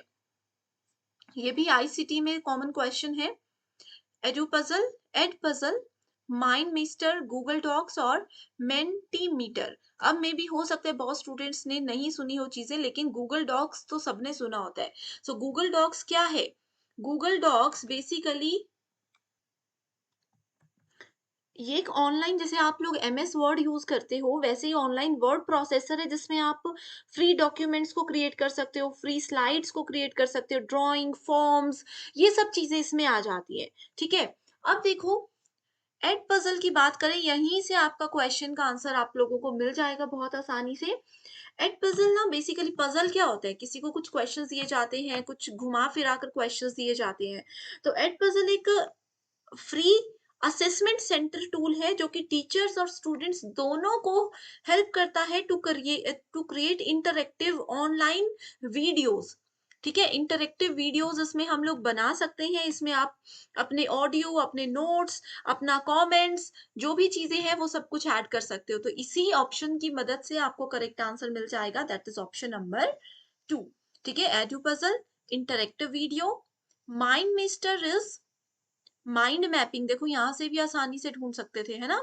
उसके बाद आ जाता है गूगल डॉक्स, लाइव पोलिंग और feedback, and Mentimeter is for content creation, right. So इस क्वेश्चन में पूछा गया है a detailed record of documented observations of a student's behaviour used for the purpose of understanding and shaping the student's behaviour is known as. So देखो, अब as a teacher आपकी responsibility किसी student को सिर्फ पढ़ाना नहीं होती है, आपकी रिस्पॉन्सिबिलिटी ये भी होती है कि आप स्टूडेंट्स के बिहेवियर को, उनके व्यवहार को भी अच्छे से समझो और देखो कि किसी स्टूडेंट में किस तरीके से परिवर्तन हो रहे हैं, उनके बिहेवियर में समय के साथ किस तरीके से परिवर्तन हो रहे हैं। ओके, सो इसके लिए एक मेथड होता है टीचिंग एप्टीट्यूड में, जिसको कहा जाता है डॉक्यूमेंटेड ऑब्जर्वेशंस। ठीक है, ये बेसिकली स्टूडेंट्स के बिहेवियर को ही ऑब्जर्व करते हैं कि समय के साथ उनका बिहेवियर पॉजिटिव वे में जा रहा है, नेगेटिव वे में जा रहा है। एंड बिहेवियर की बात सिर्फ यहाँ पर ये नहीं है कि वो स्टूडेंट टीचर के साथ कैसे बिहेव कर रहे हैं। बिहेवियर का मतलब यहाँ पर ये भी होता है कि एक स्टूडेंट्स अपने क्लासमेट्स के साथ, अपने फ्रेंड्स के साथ कैसे इंटरेक्ट कर रहे हैं, उनकी सोशल लाइफ कैसी चल रही है, वो अपनी फैमिली के साथ कैसे इंटरेक्ट कर रहे हैं। तो ये सब चीजें जो ऑब्जर्व की जाती हैं, उस मेथड को क्या कहते हैं, ये इसमें पूछा गया है। Formative assessment, summative, behaviour log, curriculum mapping. So देखो, समेटिव और फॉर्मेटिव तो बिल्कुल भी नहीं हो सकता, असेसमेंट हम ऑलरेडी डिस्कस कर चुके हैं। फॉर्मेटिव होता है, क्या होता है फॉर्मेटिव, क्लास के दौरान जो टीचर क्वेश्चन आंसर सेशन करते हैं। समेटिव होता है आपकी फाइनल एग्जाम या फाइनल सेमेस्टर, जिसमें आपको ग्रेड्स परसेंटेज की मदद से स्कोर दिया जाता है। सो यहाँ पर करेक्ट आंसर है बिहेवियर लॉग। बिहेवियर लॉग ऐसा एक मेथड होता है जो कि ना सिर्फ टीचर इस्तेमाल कर सकते हैं, बल्कि बच्चों के जो पेरेंट्स हैं वो भी इस मेथड को यूज कर सकते हैं। इसमें सिर्फ वो क्या करते हैं, स्टूडेंट्स को ऑब्जर्व करते हैं। अब वो ऑब्जर्व करेंगे कि अच्छा, ऐसी सिचुएशन में स्टूडेंट कैसे बिहेव कर रहा है, किसी और सिचुएशन में स्टूडेंट कैसे बिहेव कर रहे हैं। खास तौर पर जो टीनेजर्स होते हैं, उनके लिए बिहेवियर लॉग्स को यूज किया जाता है, क्योंकि उस समय स्टूडेंट्स के माइंड में, उनकी मेंटालिटी में बहुत से चेंजेस आते हैं, तो उनको ऑब्जर्व करने के लिए बिहेवियर लॉग को यूज किया जाता है। Next question is The channels of स्वयं Prabha are uplinked from BISAC. सो बायसैक के द्वारा ही स्वयं प्रभा के चैनल्स को हैंडल किया जाता है। बायसैक कहाँ है, ये पूछा गया है। सो बायसैक है गांधीनगर, गुजरात में। बेसिक क्वेश्चन है, कई बार पूछा जाता है किसी किसी शिफ्ट में। नेक्स्ट क्वेश्चन है, given below are two statements. Statement one कहती है learner centred approach is centred on teacher needs, कि जो शिक्षार्थी केंद्रित अप्रोच होता है पढ़ाने का, वो बेसिकली टीचर की जरूरतों के हिसाब से इस्तेमाल किया जाता है। स्टेटमेंट टू बोलती है learner centred approach is centred on cooperative determination of subject matter, यानी कि इसका जो ज्यादा फोकस रहता है वो विषय वस्तु के सहकारी निर्धारण पर ही रहता है, कि आपका सब्जेक्ट क्या है, कैसे उसको पूरा किया जाए, कैसे कैसे पढ़ाना है, इन सब चीजों पे फोकस करता है। सो दोनों स्टेटमेंट्स में से फर्स्ट तो देखो बिल्कुल गलत है, ये तो सामने ही पता चल रहा है, क्योंकि जिस मेथड का नाम ही लर्नर सेंटर्ड है, तो वो टीचर की जरूरतों को क्यों पूरा करेगा। लर्नर सेंटर्ड मेथड ही एक स्टूडेंट की, एक लर्नर की जितनी भी नीड्स होती हैं और जितना भी उनका इंटरेस्ट होता है, जितना भी उनका अंडरस्टैंडिंग लेवल होता है, उस अकॉर्डिंग बनाया जाता है। अब किसी नर्सरी केजी के बच्चे को आप यूजीसी नेट लेवल का पढ़ाने जाओगे तो उनको समझ आएगा, नहीं आएगा। तो लर्नर सेंटर्ड अप्रोच यही कहता है कि लर्नर्स के लेवल के हिसाब से, उनकी जरूरत के हिसाब से उनको पढ़ाया जाना चाहिए। एंड सेकंड स्टेटमेंट बिल्कुल सही है कि लर्नर सेंटर्ड अप्रोच में स्टूडेंट्स के तरीके से पढ़ाया जाता है। स्टूडेंट्स को जो तरीका, जो मेथड पसंद आ रहा है, उस तरीके से टीचर को पढ़ाना चाहिए, लेकिन उसमें सब्जेक्ट मैटर को भी ध्यान में रखकर चलना चाहिए। ठीक है, तो cooperative determination of subject matter भी इसमें जरूरी होती है। नेक्स्ट क्वेश्चन इज स्वयं Prabha is an education learning platform initiated by DTH channels. So correct answer क्या है इधर, करेक्ट आंसर है ministry of human resource and development, जिसको आप पहले एमएचआरडी के नाम से जानते थे, अब इसका नाम चेंज हो गया है, इसका नाम रखा गया है मिनिस्ट्री ऑफ एजुकेशन। इसमें बहुत बार क्वेश्चंस आते हैं एग्जाम में। हम थ्योरी सेशंस में भी डिस्कस कर चुके हैं कि कहीं पर भी मिनिस्ट्री ऑफ एजुकेशन होगा तो समझ जाइए कि ministry of human resource development की ही बात की जा रही है। Next question is, a learner combines his or her previous schemes or modifies them as per new experiences. The process of combining, modifying existing schemas and to arrive a new schema is known as। एक student ने क्या किया, उनके जितना भी पुराना knowledge था, जितना भी स्कीमा थे उनके, उस सब को थोड़ा-सा मॉडिफाई किया, उसको अच्छे से समझने की कोशिश की और अपने न्यू एक्सपीरियंस के हिसाब से उसको डिज़ाइन कर दिया, उसको बना दिया। ये जो प्रोसेस था जिसमें उन्होंने अपना पुराना नॉलेज और नया नॉलेज यूज़ किया और उससे कुछ नई चीज़ डिज़ाइन कर दी, नया कुछ एक्जिस्टिंग स्कीमा को डिज़ाइन किया, इस मेथड को क्या कहते हैं? सो इस मेथड को कहा जाता है अकोमोडेशन। Okay, okay. सो ये जो डेफिनेशन है ये बेसिकली दी गई है पाइगेट की लर्निंग थ्योरी में। ठीक है, पाइगेट्स थ्योरी ऑफ कॉग्निटिव डेवलपमेंट के अंदर ये चीजें कही गई थी। उन्होंने ये कहा था कि जो भी आपके पास एसिमिलेशन होता है, अकोमोडेशन होता है एंड इक्विलिब्रेशन होता है, ये तीन तरीके होते हैं जिसकी मदद से हम स्टूडेंट्स के, किसी चिल्ड्रन के एक्सपीरियंस को, पुराने एक्सपीरियंस को उनके नए नॉलेज, उनके नए स्कीमा के साथ कंबाइन करके कुछ नया डिजाइन कर सकते हैं। सो बेसिकली यहाँ पर जो चीजें यूज हो रही थी वो सबसे ज्यादा फोकस्ड थी सिर्फ और सिर्फ अकोमोडेशन को लेकर के। अब बात आती है कि स्कीमा क्या होता है। सो स्कीमा बेसिकली एक रिप्रेजेंटेशन होता है in the mind of a set of ideas और एक्शंस विच गो टुगेदर। कुछ ऐसी चीजें जो कि आपके माइंड में भी आ रही हैं, ठीक है, कुछ आइडियाज ऐसे हैं जिनको मिला करके आप कुछ नया क्रिएट करते हो। तो स्टूडेंट्स ने क्या किया, अपने पुराने एक्सपीरियंस से, पुराने ही एक्सपीरियंस से जो सीखा था, उनके नॉलेज जो उनके पास था उसी को मॉडिफाई किया और नया एक्सपीरियंस उनके पास आ गया। Okay, so process of changing the existing schema to include new information, उसको हम अकोमोडेशन कहते हैं। अगला क्वेश्चन है, which of the following is a technique to provide right kind of support in right amount at right time to increase child's competence is called scaffolding. कल भी हमने discuss किया था, कल हमने देखा था जून 2023 के क्वेश्चंस को, उसमें भी ये क्वेश्चन एज इट इज पूछा गया था। ये वाला क्वेश्चन यूजीसी नेट में अभी पूछे जा रहे हैं स्कैफोल्डिंग से रिलेटेड। सी टेट एग्जाम की अगर बात करोगे तो वहां पे ये चीजों को बहुत बार पूछा गया है। ठीक है, सो इसको हम सिंपल सी लैंग्वेज में स्कैफोल्डिंग को ये बोलते हैं learning of a problem solving task till the student is able to do it by herself. कल जो हमने जून 2023 वाला क्वेश्चन देखा था उसमें ये कहा था कि एक ऐसा मेथड कौन सा होता है जिसमें टीचर स्टूडेंट्स की हेल्प करते हैं एक लेवल तक, लेकिन जब उन टीचर को लगता है कि स्टूडेंट खुद से चीजें समझ रहे हैं, खुद से चीजें कर सकते हैं, तो वो उनकी हेल्प करना छोड़ देते हैं। ठीक है, तो वो स्कैफोल्डिंग होता है।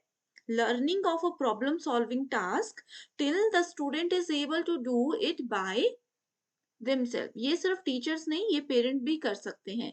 ठीक है, providing a half solved example, ये इसका एक बेस्ट तरीका होता है। स्कैफोल्डिंग बेसिकली एक फॉर्म होता है जिसमें हम फैसिलिटेट करते हैं, कुछ फैसिलिटीज लर्नर्स को देते हैं, लेकिन एक लिमिटेड टाइम पीरियड के लिए।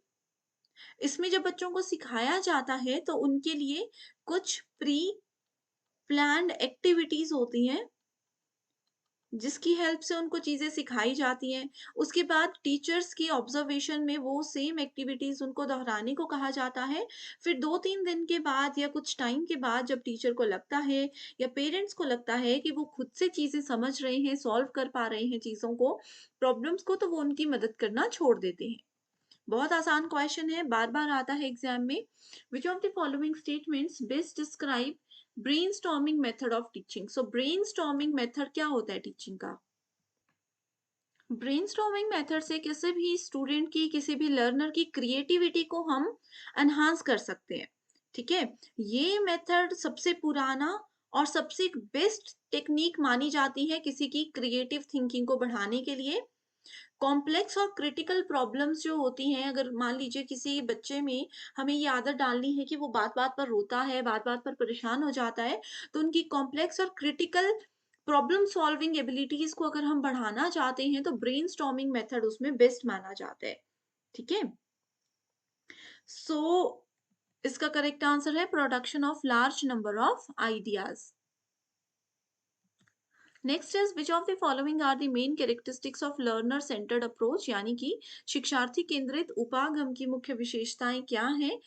इसमें है it is centred on cooperative determination of subject matter. देखो सेम क्वेश्चन था, मैं इसीलिए आपको कहती हूँ कि पेपर वन में प्रीवियस ईयर क्वेश्चंस को पढ़िए। देखो सेम क्वेश्चन लेकिन डिफरेंट तरीके से पूछा गया था। It lays emphasise on variability of exposure. ठीक है, ये जोखिम की परिवर्तनशीलता पर जोर देता है। Next is which of the following statement best describes summative evaluation in evaluation procedure। summative evaluation क्या होता है? आप लोगों का evaluation मूल्यांकन किया जाता है आपके फाइनल एग्जाम, आपके सेमेस्टर एग्जामिनेशन के बाद, जिसमें आपको परसेंटेज दी जाती है, ग्रेड दिया जाता है और बीच में कोई इन्वॉल्वमेंट नहीं रहती है। इसका करेक्ट आंसर होगा टीचर अवार्ड्स ग्रेड्स। देखो मैंने कीवर्ड पहले ही बता दिया था कि ग्रेड्स की बात कर रहे हैं। That means we are talking about summative evaluation. A teacher award grades to the students after having transacted the course work। Next is which of the following educational theory emphasizes the importance of scaffolding and support for slow learners। जो slow learners होते हैं, थोड़ा सा धीरे जो student सीखते हैं, उनके लिए कौन सी थ्योरी को यूज किया जाता है। देखो क्वेश्चन फिर से पढ़ते हैं।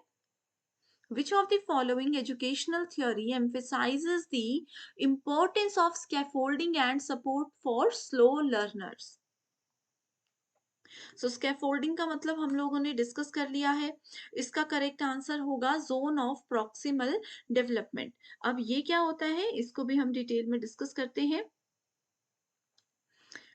ये थ्योरी जो है एक एजुकेशनल थियोरिस्ट के द्वारा बनाई गई थी।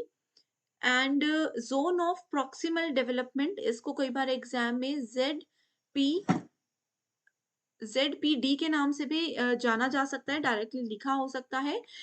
ZPD कॉन्सेप्ट के हिसाब से learning occurs more effectively when learners are guided and supported in their learning process, especially in the area where they may struggle.